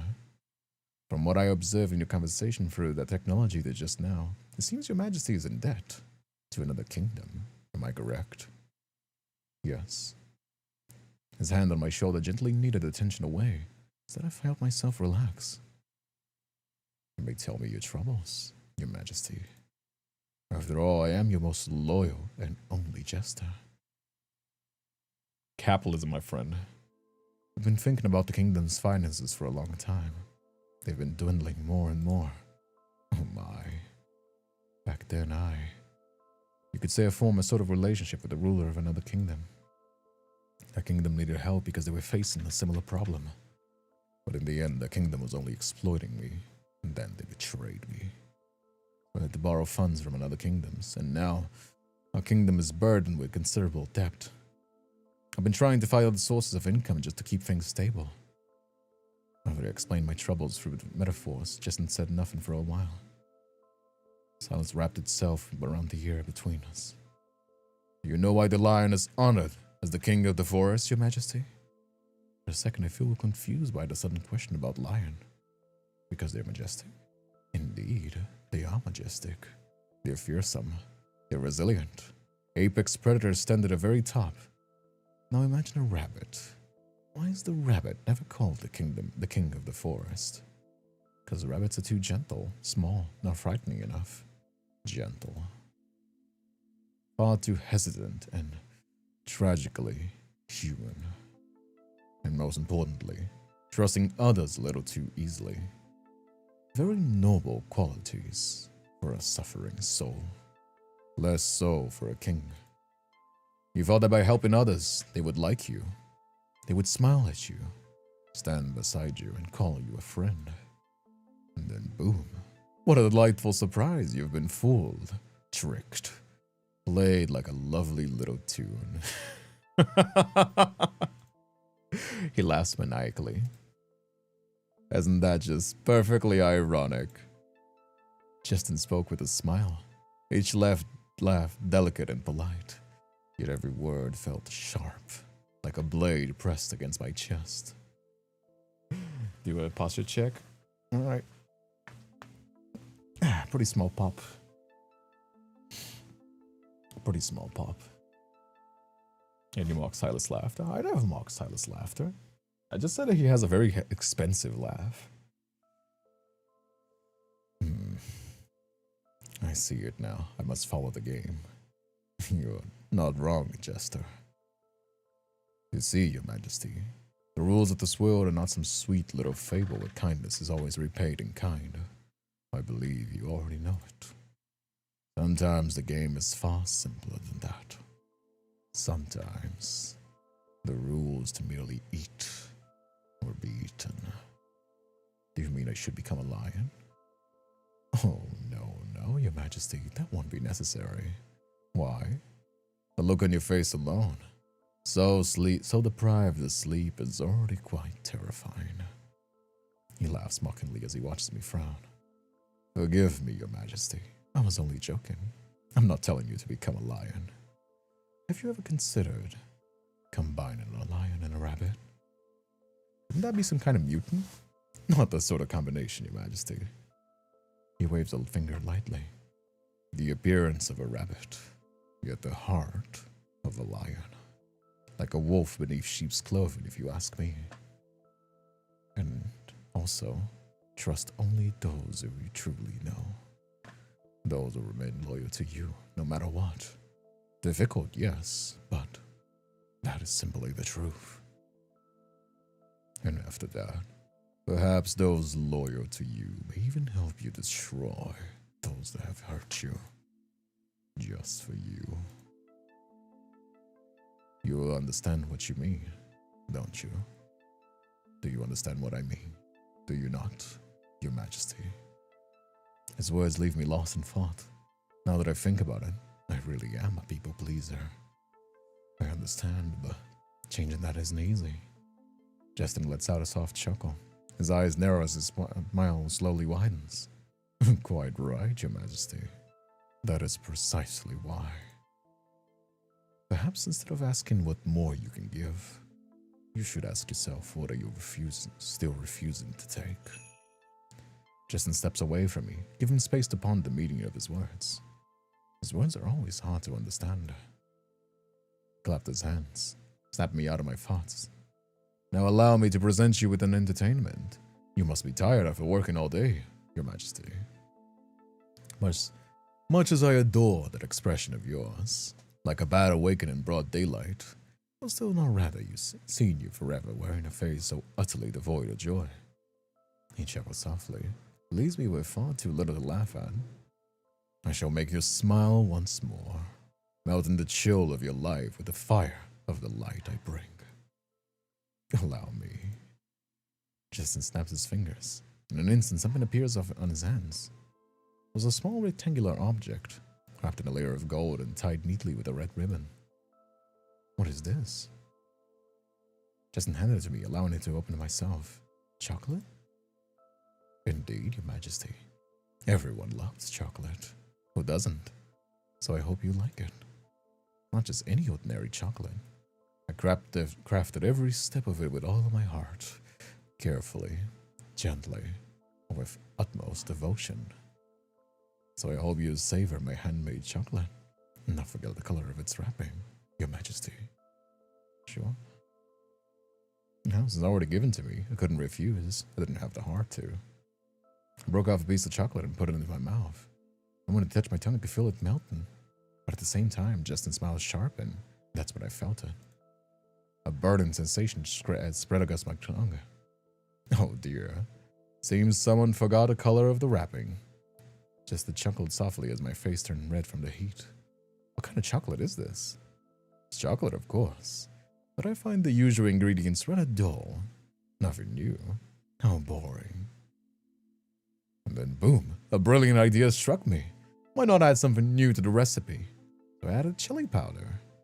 I stared at him, completely speechless. What kind of thinking is that? Poor you, Your Majesty. But that flustered, red expression of yours is simply adorable. Justin handed me a glass of water to drink.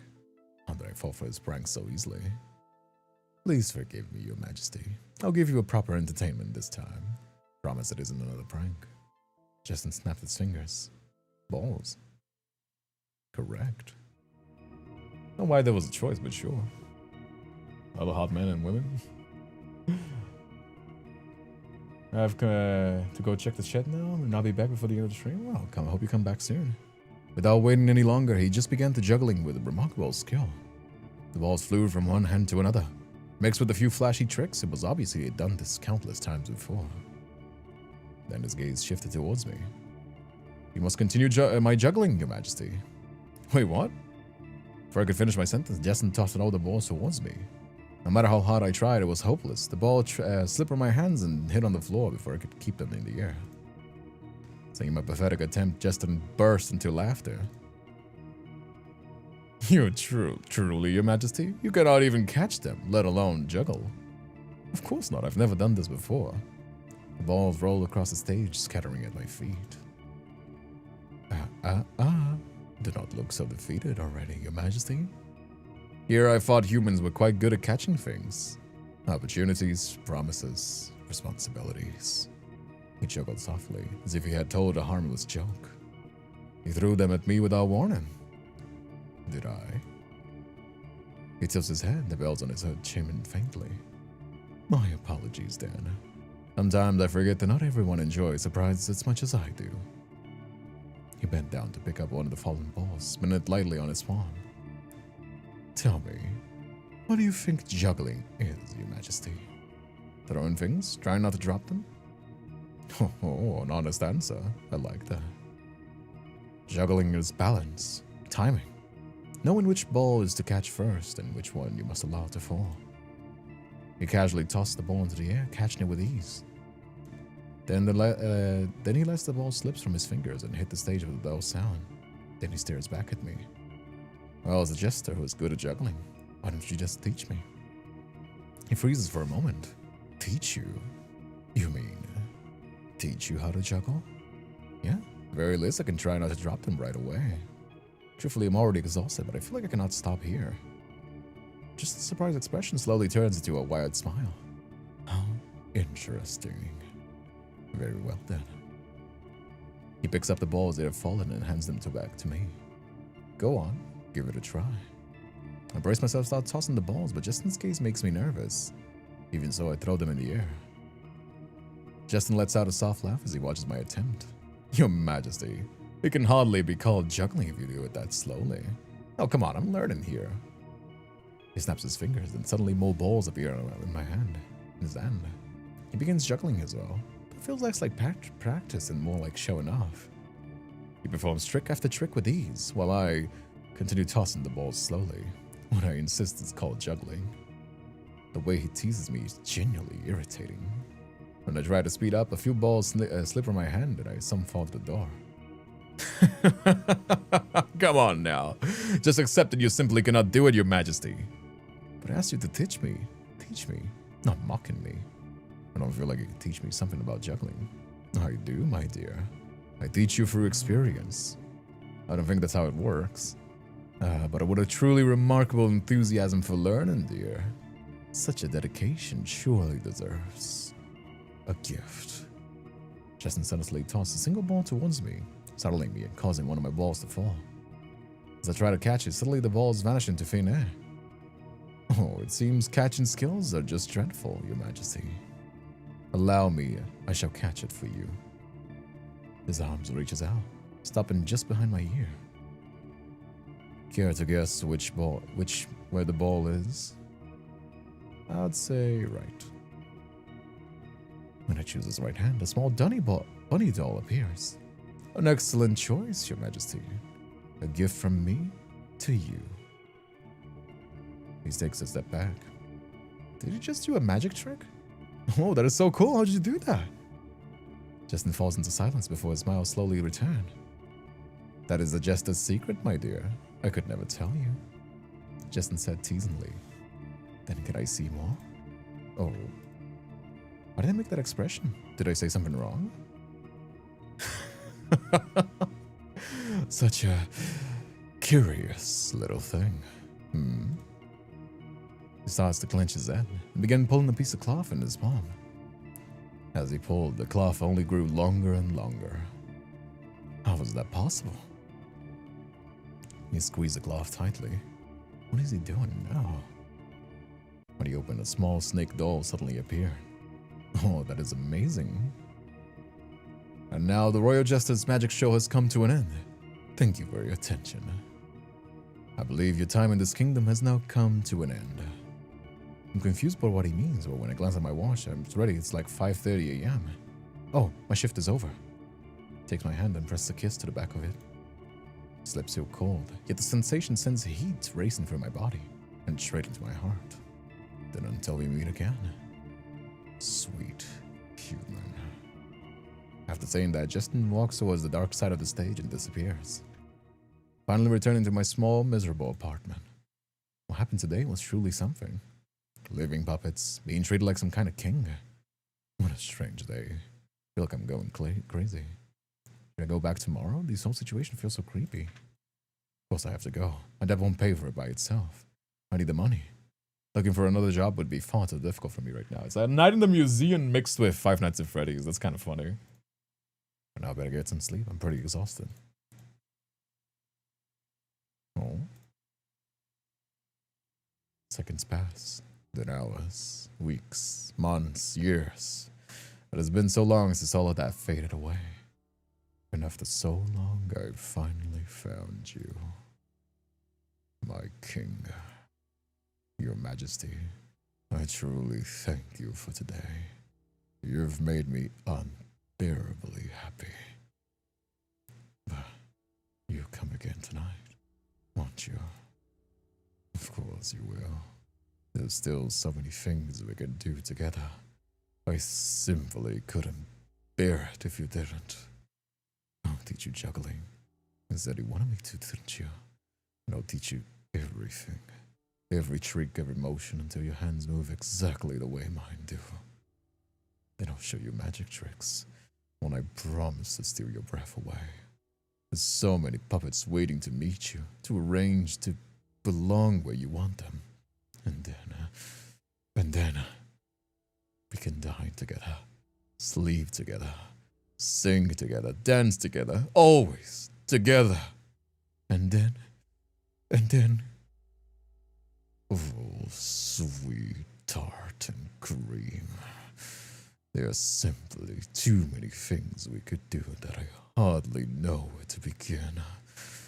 As long as you never leave my side. Truly, what have you done to me, Your Majesty?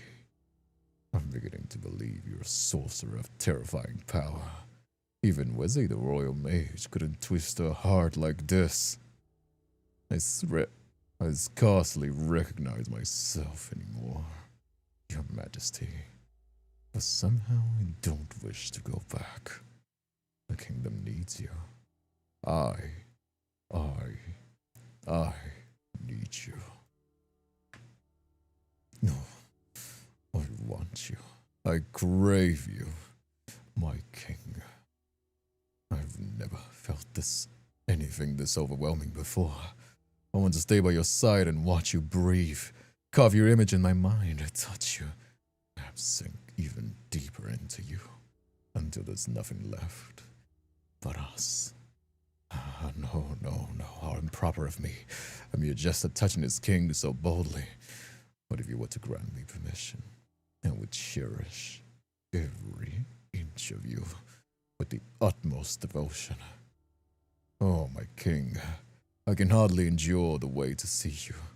I wish again time would rush forward, and yet freeze completely when I'm with you. If only I could bend time itself, just for you. I'll take my leave now, my king. May your dreams be filled with me. 7. There you go. That was a Kingdom of Marionettes. I like it though. I thought it was pretty cool. Pretty typical Yandere novel. I like the animations, love the design. What do you guys think? What do you guys think? Now we can talk about it. It's a good horror man. Yeah, it's a pretty good horror man, isn't it? Pretty good, isn't it? I like it though. But remember the previous visions. Am I getting deja vu from this? You're probably reminded of Freak Circus. You're probably getting reminded a lot of flashbacks from Freak Circus. Although these are pretty different vibes. Not just because like one is a demon, the other one is a puppet. No, but like, you know, like one has a much more cartoonish art style. One is much more like a murder mystery almost. Like, you know what I mean? Like there's a different mastermind as well behind the Freak Circus. This one is completely different. This one is like, you know, the only thing is I think there's a cast of characters and the thing as well. That was too short. Wow, it is a demo, Nova. It is a demo. The game is not out yet. So, you know. But yeah, if they get a character to my liking, I'll play it. I mean, you know, as long as you enjoy it, I don't see a reason as to, you know. I'm sure, but pretty interesting. I like it though. I'm definitely gonna be checking it out. So, there you go. Anyhow, what do you guys think? You guys want to wrap it up with a game of Gamedle, and then we can wrap it up? I quite enjoyed it. I thought it was pretty enjoyable. Let's do a little game of Gamedle, because I know that people love Gamedle as well. What is this? Is this not Little Nightmares? Is it Little Nightmares? Is it Little Nightmares? No, it's not Little Nightmares. Oh, Game of Thrones. Game of Thrones. Probably. Yes. Easy. Yeah, I know that throne anywhere. Yeah. That sounds about right. What is the average for this? Is there an average for this? They don't say. Okay. Now this is... What is this one? Is this Final Fantasy? It's Final Fantasy. No. Is it Yu-Gi-Oh? No. Castlevania? Could be. It is Castlevania. Okay, Castlevania. Okay, so it is Castlevania. Oh my god, which one though? Dracula's Curse. No. Castlevania. Oh no, which one is it? I'm gonna guess the old ones. Because of the style of the art. Yeah, it's definitely Castlevania, but like which one though?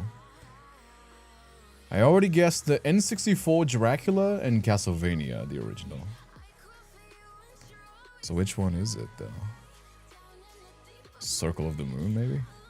Hey, there you go. Alright. Alright, there you go. Castlevania Circle of the Moon. Alright, back-to-back streak. Let's go. Is this Yakuza? Like a Yakuza game? Is it like a Yakuza game? Looks like a Chinese. Hey Bunny, how you doing as well? You're quite late for the live stream, my friend, but glad to have you here. How you doing? What do you guys think this character is? Who do you guys think this character is? Let's do a skip. Oh, Ara Young. Oh, okay. Oh, I see. I was like, oh, it's like a Chinese style dress. I was like, I saw the, oh, I know that leg. I know that leg. I know that leg anywhere, okay? Yeah, it's pretty fun for the course. Nyla loves. Scientist Cyberpunk Laboratory. Is it, what is it, Odyssey? Abe? Is it Abe? Abe's Odyssey? No. Backtracking Metroidvania teleportation. Cyberpunk Scientist Laboratory. Backtracking. Of course you do, you perv. What do you mean? What do you mean? It's a classic. What do you mean? It's a classic. She's a classic baddie. What the fuck? Even Nyla simps for her way more than I do. Nyla simps for her way more than I do.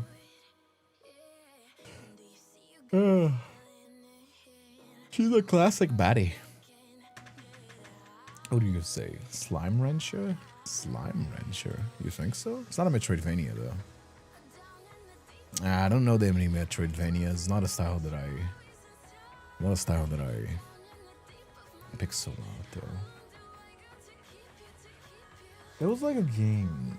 No, that's not a Metroid. That's a Bullet Hell. The one that I was thinking. That was valid for simping over Ada. Yeah, she's pretty popular course. Carry on? Sure, I can try. You guys want to guess that one? Sure. No. Glitch guns, alien worlds, save rooms, boss fight, power-ups, pixel art. Pixel art. Starbound? No as well. Fake glitch, speedrun, labyrinth map.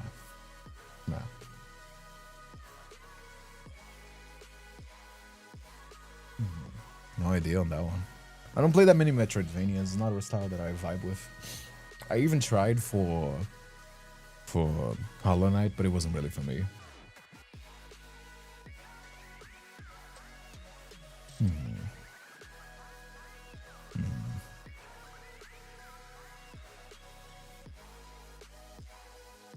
I'm drawing blanks on this one. Pixel art backtracking. Is it? I'll guess. What do you guys guess? Primal Planet? There's no Primal Planet in this one. So no.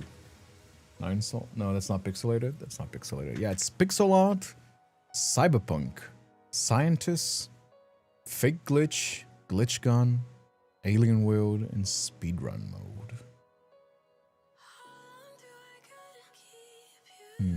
No idea. No idea. What do you guys say? Are you guys on YouTube? Do you guys on Twitch? Do you guys know what you guys I missed the whole stream practically. Well, I'm glad you're still able to join here. And you can always catch up later. Don't worry if you want to catch up to the streams, like we are live right now on YouTube. I know that there's like people watching on like the restreams as well. Like you can watch me on YouTube. You can come to YouTube and all the VODs are there. I'm also live right now, you know, if you want to come to the YouTube chat, if you're watching this on TikTok. But like all the VODs, they stay there. So if you want to catch up later, you can. You know what I mean? So don't you worry about it too much. You know? Speedrun confuses me.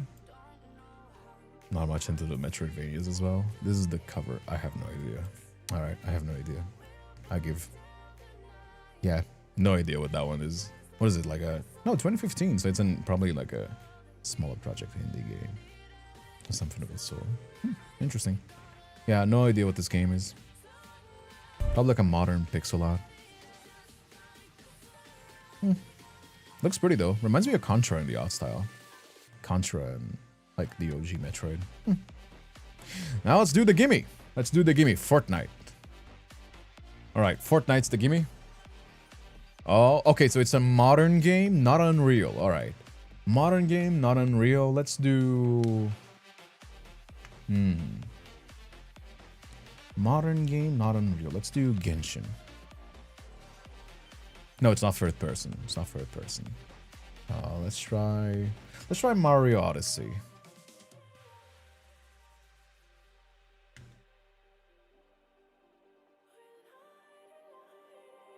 All right. That's better. It's probably an adventure. It's not Nintendo as well.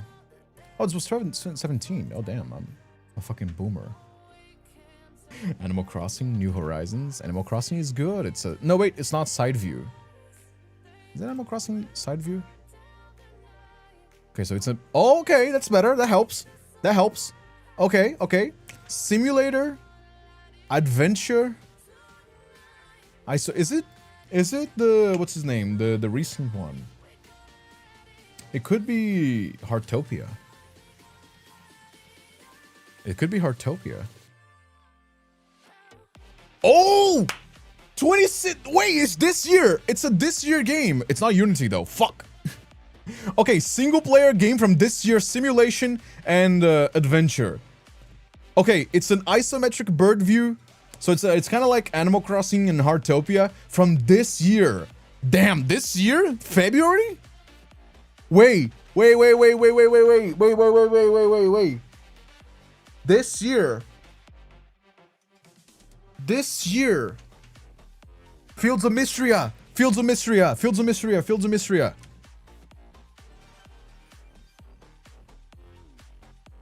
Oh, Fields of Mystria was 2024. Fuck. I'm a dumbass. I thought it was an update. I thought it was... No, fuck. I thought they were like an alpha release. I thought they were an alpha release. Fuck. So it's a Windows game. It's a Windows only game. Single player, isometric view from this year. Wait, is it the Genshin Animal Crossing? Not Genshin, Hoyoverse. Yeah, Petit Planet. Did they release? Petit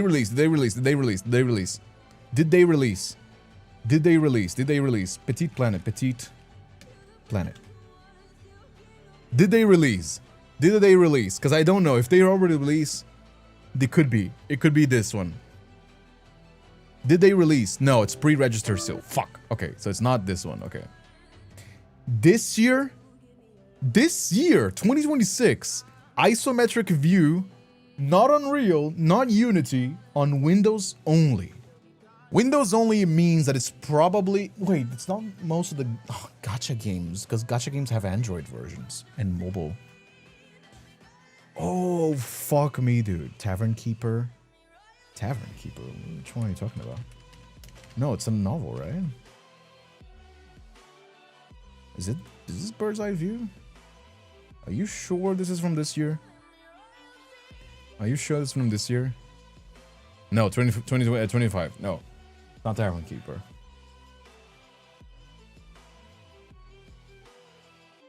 A cat making game? Guys, this year. This year, there's only 2 months. What games released right now, chat? What simulation games? That's the games you play. That's the games you guys play. The brooding game you played? No, that's turn-based. That game is turn-based RPG. That's not isometric. Is it actually? It is isometric. It could be mutonics. Wait. It's an adventure. It's an adventure simulator. No, it's not simulator. That game is not simulator, right? I'm gonna guess it, but Wait, it's eugenics. There you go. Oh! Wait, what? That game is simulator? Simulator? What is this simulating? Alright. Gene, alright, my chat knows it better than I do. This game is simulator? Simulator? Man, simulator is such a nothing category. My first win. Good one, Nova. Yeah, it's a first win. Hell yeah. Wait, it was made in the Gaglio... Wait. Edmund, the fuck kind of engine is this? The Glaio game engine. The fuck engine is this? I totally thought you could not pay me to believe that Mugenics was not made in like Unity or some shit like that. What the fuck is the Glaio game engine?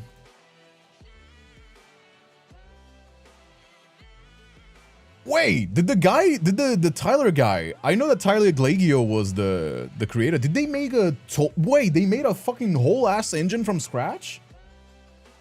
Okay, bro. Bro is just flexing. What the fuck? Why? For what purpose? Is it just for licensing?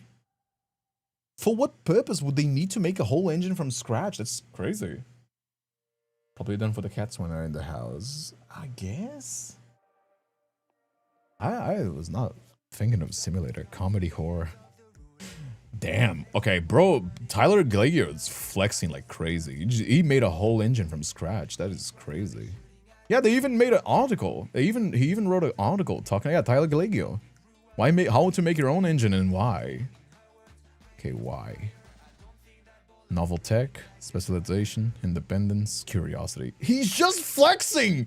He just did it because he flexed it. I can do better, bro.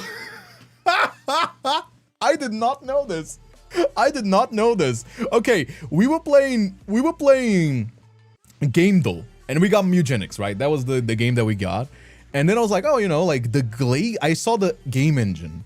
And then I saw the game engine. It's like Glagio game engine. What engine is this? I don't know. Then I saw Tyler Glagio. Then I find the article that he wrote telling people why you should make your own game engine.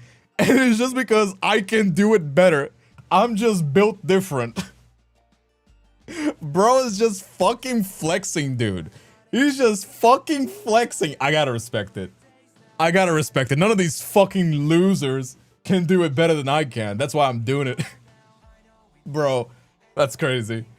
I gotta respect it. That is disrespectfully fucking cool. That is crazy, bro. Long live solo devs. Dude, indie games are the future. That's why I tell people. Indie games are the fucking future. I mean, it's not. That word is like a fucking household name. He made Biden of Isaac. Because Super Meat Boy, so like, you know. That is crazy, though. He was just like, I can do it better than these fucking nerds. Why would I use their fucking engine? I would do it much cooler than they would. That's crazy. I totally thought that was using like some sort of like not Unreal. That was using some sort of like. I totally thought that Mugenics was using some sort of like Unity engine. 9 souls, not pixelated. Yeah, it's Mugenics. I mean, it's like 2026. There's only 2 months in this year. Like, we were bound to guess that one. You know what I mean? But yeah. 2 new spouses? What? What new spouses? Why don't you make a game? I am making a game. Didn't you know? I am making a game. I'm making a visual novel. It's in the progress right now. You can support me on Patreon if you want to. You know? I am making a game. It's a simpler game. It's a visual novel, but you know, I am making one as well. It's gonna be baby's first game as well, so like, you know, you also gotta keep in mind this game is already gonna be like crazy. Why do you think we have this goal? This goal right here is not just to give me money. This is to fund the novel. You know, if you want to toss some coins to your streamer, that's shameless plug time. I mean, people ask. I'm allowed to plug my shit if people ask. It's not shameless plugging. Shameless would be like, hey, did you know that if you give me money, you're supporting an indie project? Yes, I am making my own visual novel as well.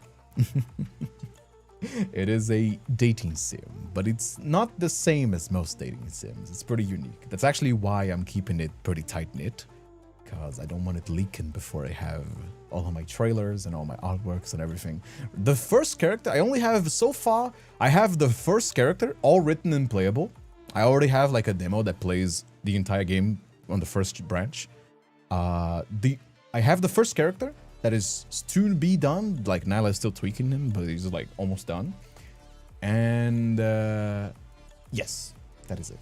And the rest of it, I'm just like studying still. I'm actually working on, right now, I'm actually working on making the 3D renders. I was thinking of making backgrounds, like my inspiration for the backgrounds is gonna be Love and D Space. You know how Love and D Space, they have like static images, but they 3D render the backgrounds because that makes it more easier to do, like different styles. That's what I'm gonna be doing. Yeah. We still owe the tattoo stream for last year? Yes, that is the next subathon. The next subathon is gonna be the tattoo stream. Yes. I'm gonna be tattooing myself on stream as well. Although, to be fair, I just haven't decided on this design as well. I haven't decided on the design as well. I'll probably do like a shoulder tattoo or something. You know what I mean?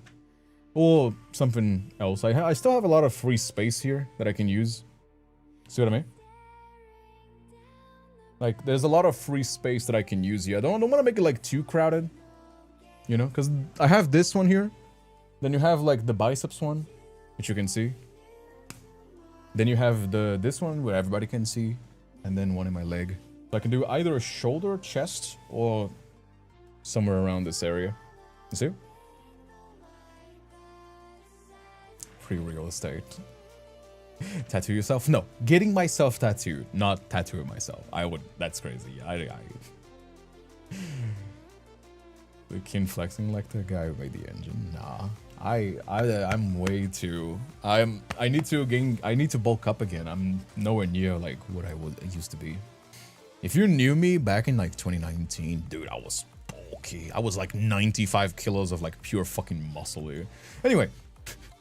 Speaking of shameless plugs, if you want to join the memberships on YouTube, you get access to like some text-to-speech, which you can send here on the streams without having to give any money. You can also donate if you want. There's an exclamation mark donate, although I don't recommend you do that off stream. Do it while I stream it so you get a little message out. There's super chats if you want to toss some coins to your streamer.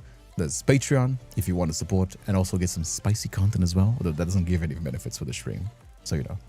If you want cool emotes to use on YouTube, there's memberships. You can also use it on the comments as well. And yeah. By the way, if you're watching this all the way until the end, I hope you guys enjoyed the stream. I know there's a lot of people that joined us. Oasis joined us yesterday. And there's also new people around always. So if you watched all the way until the end, don't forget to leave a like or leave a comment on the video. Genuine. I know people forget. I know people just close off the stream. You're just closing the stream right now. Okay, don't close it. Power. But genuinely, leaving a like, leaving a comment, engaging with the video really helps it push to other people as well. It lets YouTube know that you enjoy the video. So if you can always leave a like, leave a comment on the YouTube stream, I greatly appreciate that. I hope you guys enjoyed. Consider supporting me if you can. These visual novels are so expensive, dude. And I'll see you guys next time. Take care. Have a wonderful day.